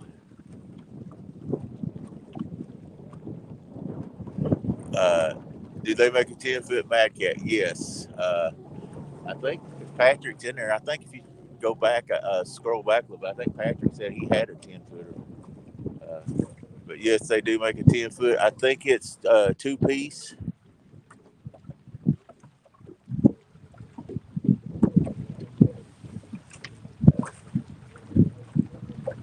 I'm not sure, but I'm pretty sure they're two-piece just because of shipping.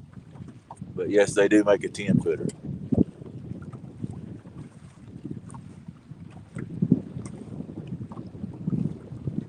And one reason yeah, he uses 10-footer. And one reason I also went ahead and got the Mad Cats was at Christmas they were running, I think it was 25% off, and Bob was up there. Uh, Bob Britt was up there. Bobcat Outdoors. He was up there, so I could get them. It was, like I said, it may have been 20, but anyway, 20 to 25% off.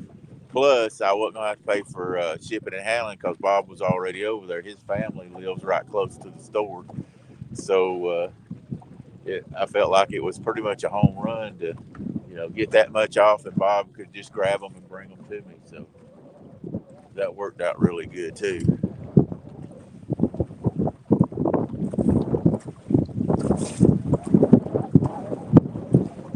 Man, I thought we had a good one there. Whenever he hit, I got real down on him, but it didn't get him.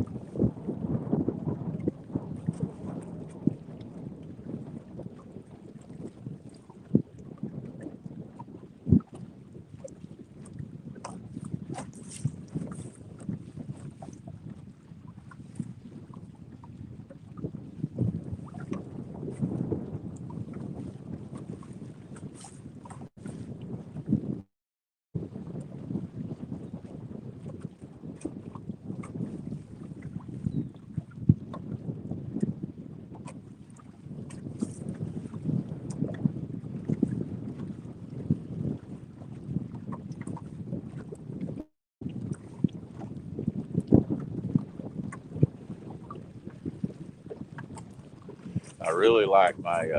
I tell you, there's some quality stuff. Is those rod holders right there, Munster rod holders.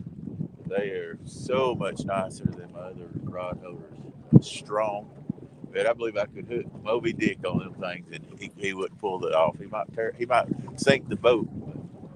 I really enjoy those rod holders, and then Catfish. That cutting board is really nice because I bought the bracket also, and I can just pull a pin out underneath there and bring it over the side of the boat and just wash it off.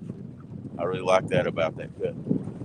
If they ever ask me what they should do different on the cutting board, I would tell them make the sides higher. I believe if the sides was about 3/4 of an inch higher, because if you've got bait laying up there and you're running across the water, it'll fly off a lot of times.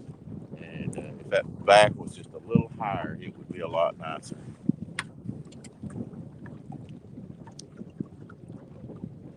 I'm sure if I called them, told them they'd make me some special sides and bring them to CatCon just for me because I am Daryl Morris, right?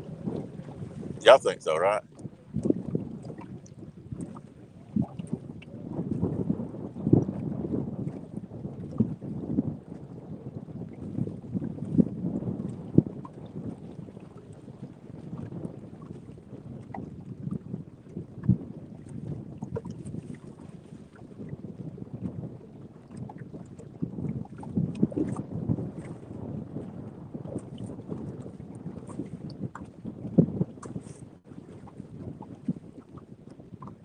Oh, that's pretty cool. Bumping from the dam. Yeah, I wanna learn how to do that. I just like learning different ways to fish. Uh, Free lining with chicken is a pretty cool way. I mean, uh, that was something I learned new last year was free lining chicken without a weight, just floating down the river and letting the chicken free line. That's cool. I like drifting. That's another cool way to do it. I just sometimes you get bored of just sitting here like this fishing forever, uh, just watching the rods. Sometimes you want to do something different. I can get burnt out, so when I can do those different things, it's pretty cool.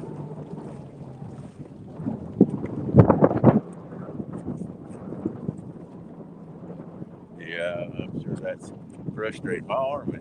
That's the only problem with that. My arm would give out doing that many times. But then again, I guess bumping in a boat, your arm gives out too. I'm gonna try it and see. I've got a bad shoulders. I can't throw a cast net, but I still want to try it. Bob loves it. He's hooked on it.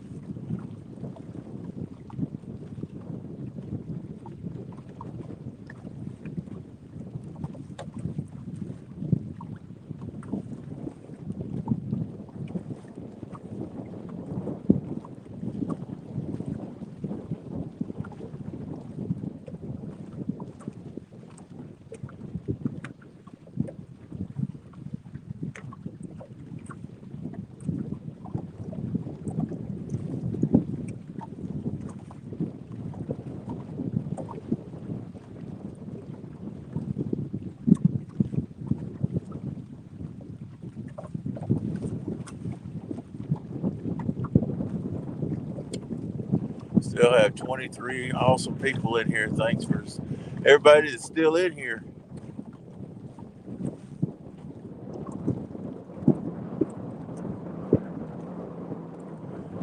Yeah, I heard that. Polar bear. I can't hardly chew chewing gum and walk at the same time.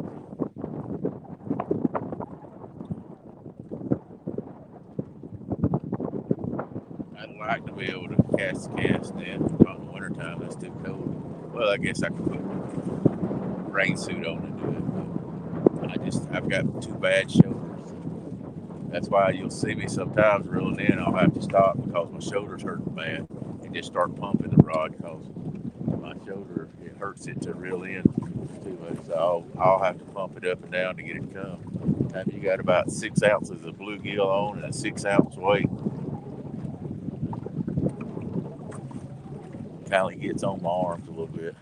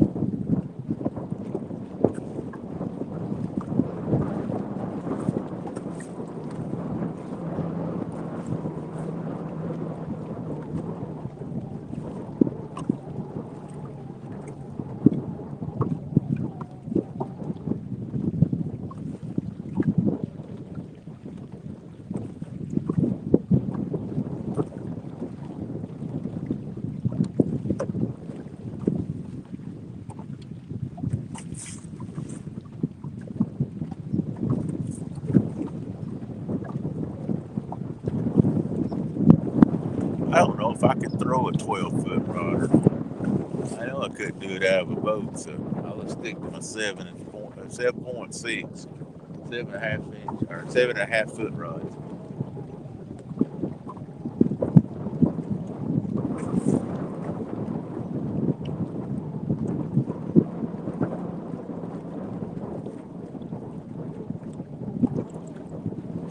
Got two good bites here. I just really think they're going that we could get one out of here if we could just get them going.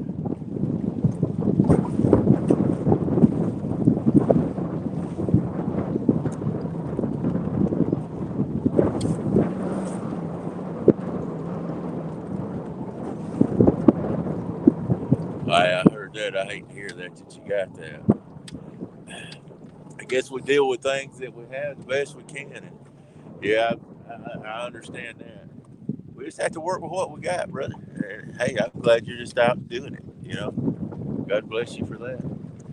I had cancer, and it's got in my joints, and it was lymphoma cancer, and it gets in your joints, and I had it in my spine and everything. So I get to hurt real bad when I do stuff like that. And I for sure can't throw a cast net either.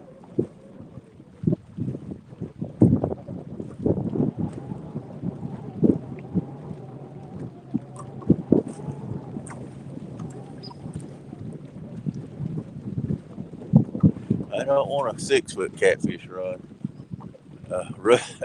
Russ has got one of them. What is it? Green ones, slime cats. And I'll tell you what, you fish in this Swift River and try to reel one in with that thing, and that is a job. I told him he didn't just leave that thing at home.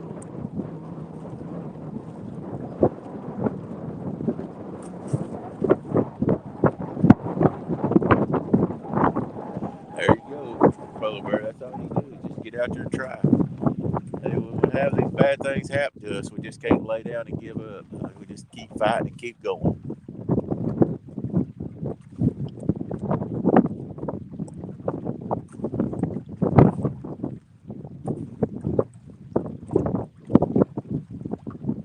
Looks like the blue rod here is getting hit.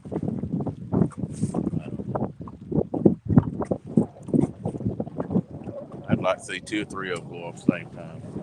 I'd like to see if I can get them all in. I've had fun. I'd have fun trying.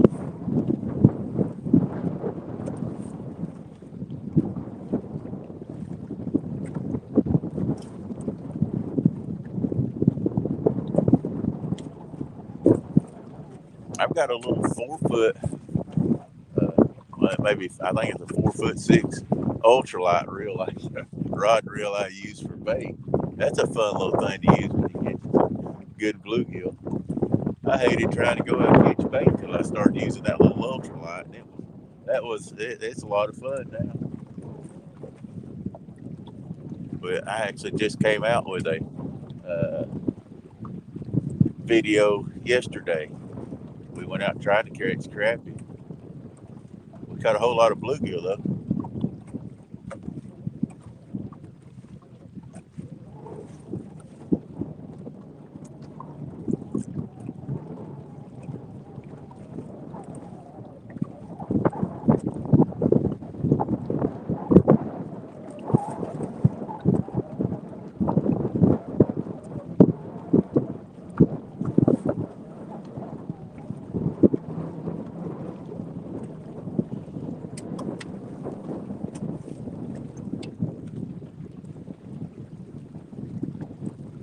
4 hour and 14 minute live. I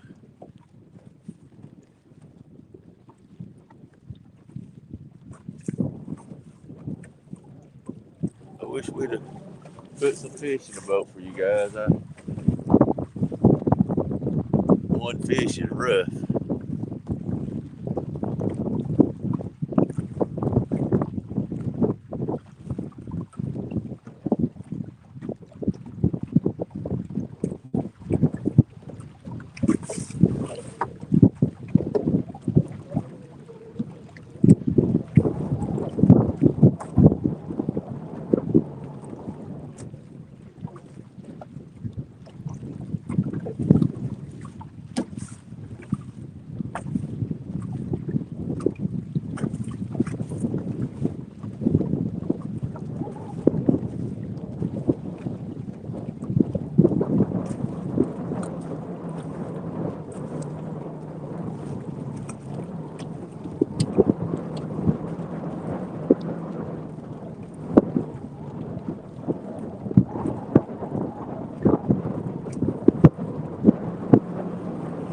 Polar bear, have you used any ugly sticks? They're good. Like I say, they're flimsy and they're 7 foot, which I mean that may be too long for you, according to what you want to use it for. But the ugly sticks are 7 foot. They're not 7'6". They're 6 inches shorter than these here are.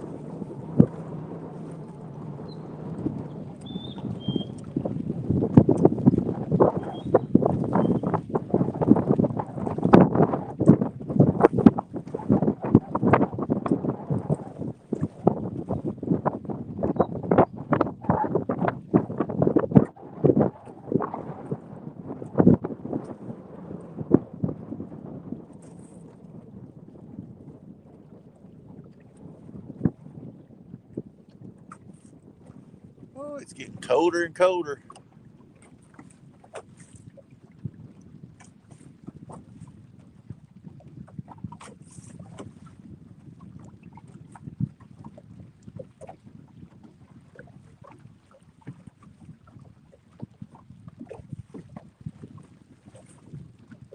What size fish do you generally catch, polar bear? Where are you at? I mean, are you catching big blues and flats or channel cats, or what size fish are you generally catching?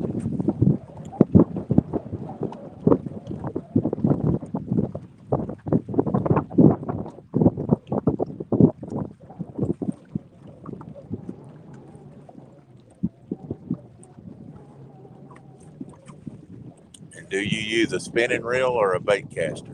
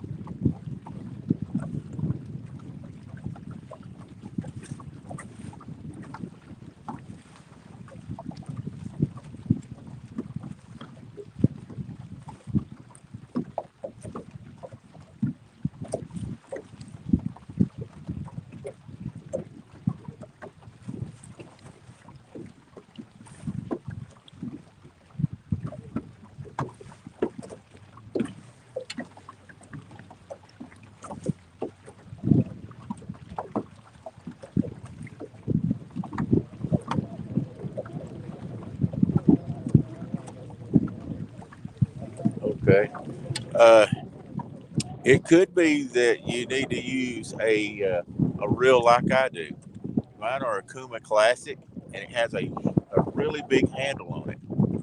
Have you ever tried an Akuma Classic that has the big handle on it? It's a 4-to-1 gear ratio, so you have to do more cranking, but it's not as hard. Have you ever tried one like that? A reel like that? That's why I got my Akumas, is because I have this 6500s, then they have a small handle on them. But and it's here we go, number 5 again. It's just tough for me to real much weight in with them because of that.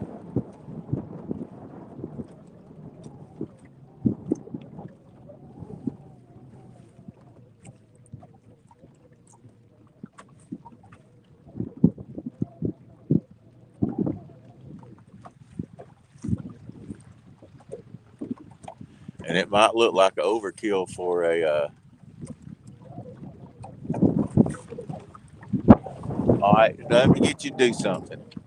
Go to my Trophy Seekers Outdoor Facebook page, message me with your address, and I'm going to send you a Kuma Classic 3000, just like what I'm fishing with. Ain't going to cost you a dime. I've got some extra. And I'll send you one of them, and I think that's going to help you out. Because it's a 4-to-1 ratio, that means it's geared lower, and so it makes it easier to bring in. Plus, it has a bigger handle on it, and like I say, somebody might think that's overkill to catch a channel cat on, and they hold a lot of line, but that might help you just to do that. So try that. I got my battery's about to go dead on my phone. Let's check the battery. We may be closing this up quicker than I said. Oh, the battery, it was unplugged. It came out. Maybe that's Lord.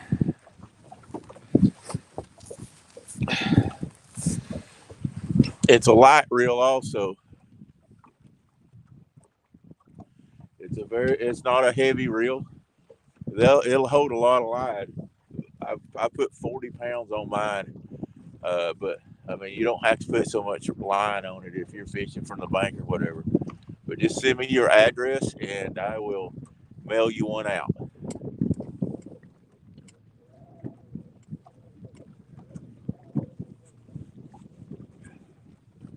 I think that'll help you more than anything, because it helped me to try and because like I say, I've probably got 7 or 8 6500s at my house I don't even use now, just because, and they're the old type, the good ones. It just hurts my hands to reel them in and my shoulders.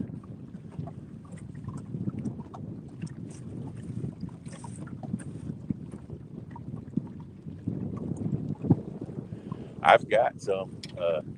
I'm sort of hanging on to them, but I do have some 6500s, the older ones. I've had them for about, I don't know, 25 years, something like that.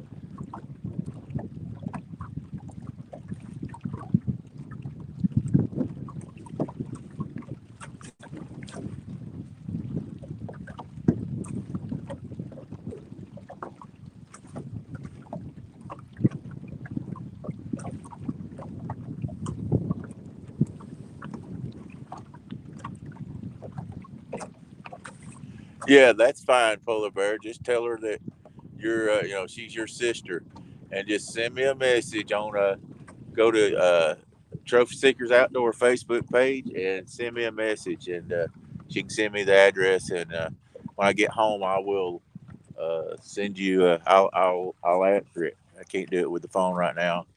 I've got some stickers I'll put in there for you also. I've got to mail out a couple of stickers that some people have asked me for anyway, so I'll do that for you, no problem.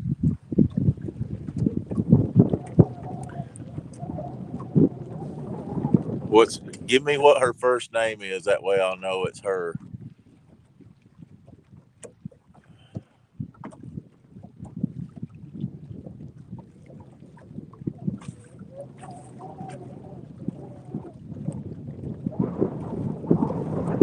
AMT, appreciate you coming. I'm on Chickamauga Lake. I'm gonna hang in here much longer. I've caught one 12-pound blue and got several hits right here.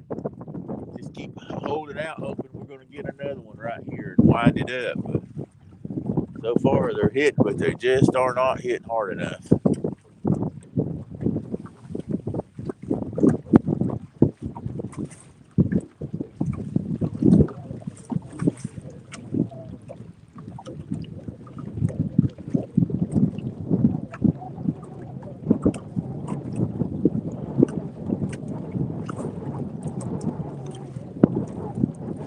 just keeps getting colder. Okay. All right, Polar Bear, I'll look for that.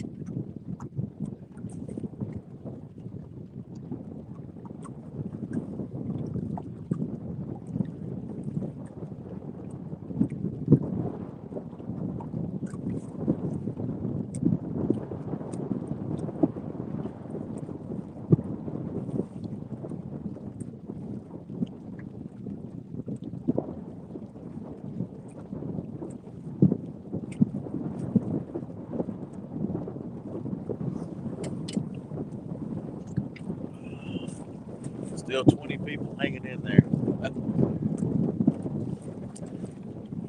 20 disappointed people. On Wheeler, that's a lake I want to get to sometime. Hadn't made it there yet. Myself and Joe, Chat Cat's fishing, was going to come over there last month, and it rained so much we didn't get to him. He called me yesterday and asked, or the day before yesterday, something, gave me some dates that he could go, but I couldn't work it out. So we're going to try to get over there. But hey, if somebody knows the lake wants to go, hit me up. I'd love to go over there.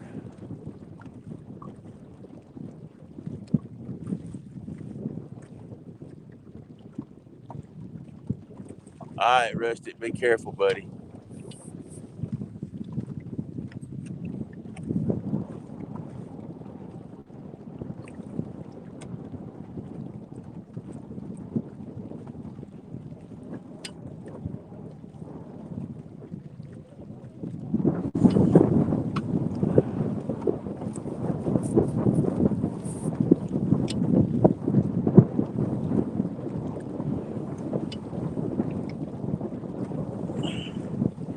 All right, guys, I got about 5 more minutes, and I'm going to haul them in. It's getting colder and colder, and I'm getting fewer and fewer bites here.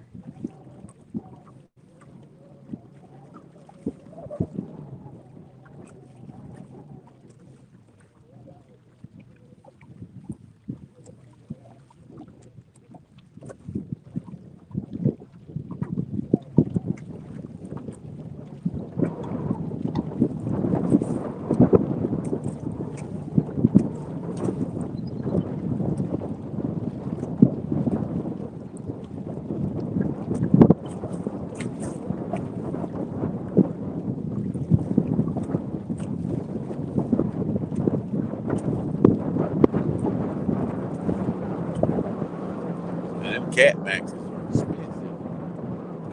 Those things are about $175, aren't they? Oh, Kuma Classics are like 65 or something.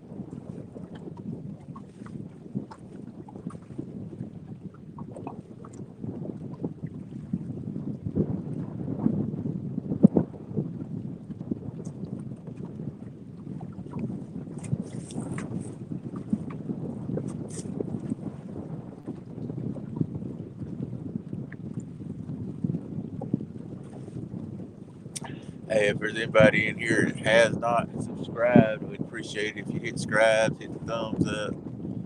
I know I hadn't said that a whole lot today. Hit the little bell. Number 2. Come on, 2. Come on, 2. You guys see that? Come on, 2.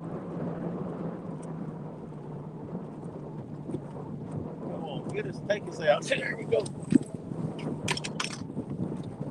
Ah, fish on, guys, fish on.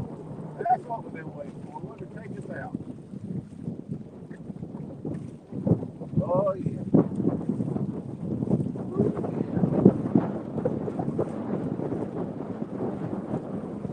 Been waiting on this one. Been waiting on this one. Yeah. This is the one we've been waiting on, guys. I knew this spot was going to produce. Just had to put them on the clock.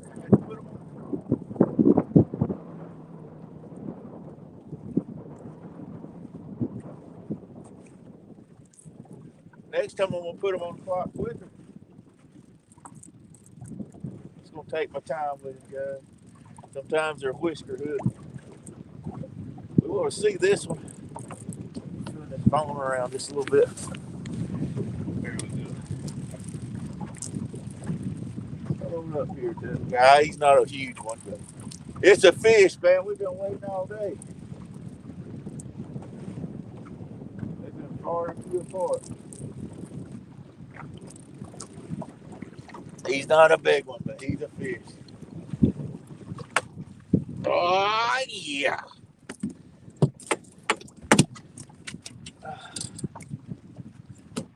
Hold on, folks.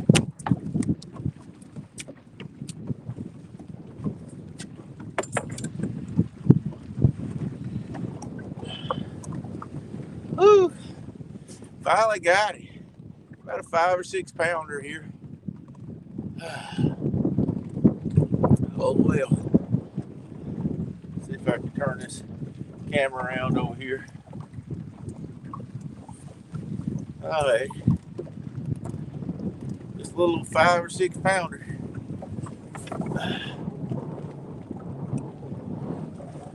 He hit like he was bigger than that, guys, but oh well. It's a fish, man. We've worked hard for it. Let's let him go again. Let it go, let him grow. Maybe somebody else catch him when he's about 100 pounder. Whew. Man.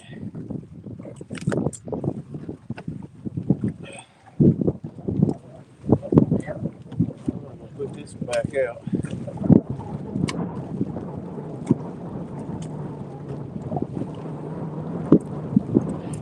That's why I wasn't trying to bring him in too hard. I was afraid I knew he was pretty small. I was afraid he was be whisker hooked or something. So.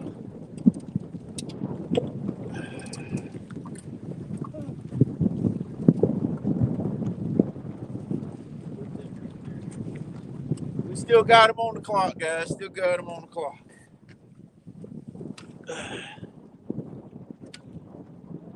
There you go. Yep, you came in and hooked one.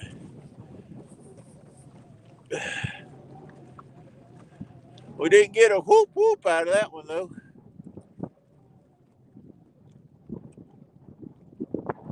It is cold out here, Mike. I am going to leave here in just a minute.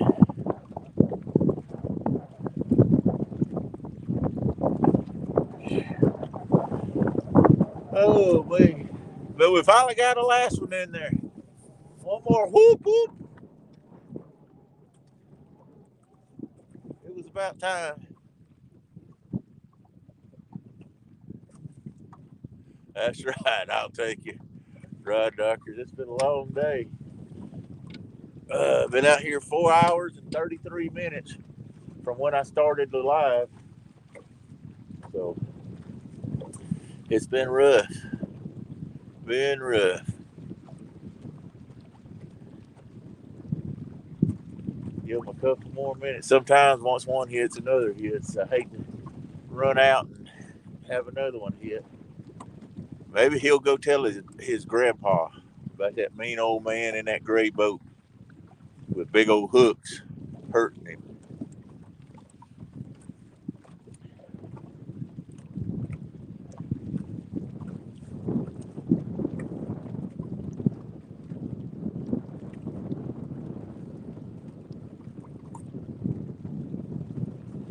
I believe that's the strongest I've had one hit today. Well, I had a couple hit like that that just didn't get on. But he was serious.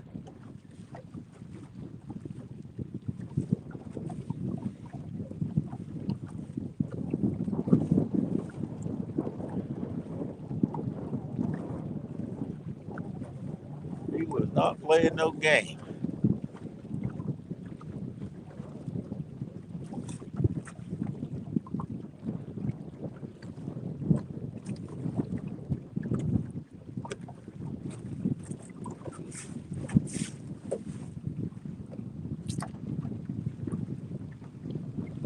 Hey, y'all see that bald eagle fly over? I don't know if you saw that or not.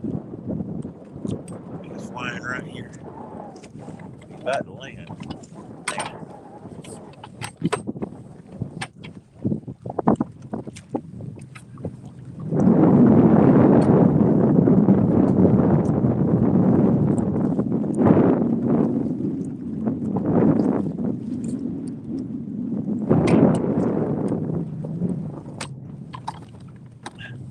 Well,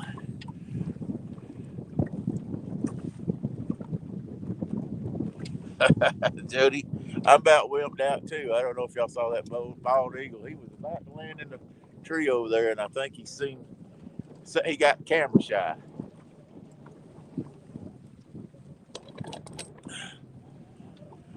Ooh.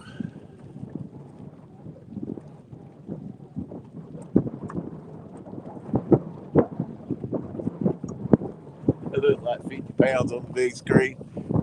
Maybe I should just make it a rule that everybody has to put me on the big 70-inch screen where it looks like all my fish look like monsters. Well, that's not bad. And we had a bald eagle come by and caught a little 6-7 pounder and did that. Guys, I think I'm gonna call it an evening. So I appreciate everybody that came in. A lot of you stayed the whole time, and I appreciate it. And guys, like I say, if you don't mind, hit subscribe, like, and we're going to try to do some more lives. I think probably Tuesday I've got Shannon and Kaz and Russ on the boat with me, and we'll probably fish the river. Didn't do too good up here today. We'll probably start out catching some bluegill to start off with up at the dam, and then we'll run down the river and see what we can do. So till then, we'll catch y'all later. Appreciate everybody, every one of you guys. Don't know how much I appreciate you watching. I know we didn't catch a lot of fish today and nothing big, but hey, we don't always catch them big, but sometimes we can catch them 50 pounds. So thanks, guys. Love y'all, and we'll catch you later.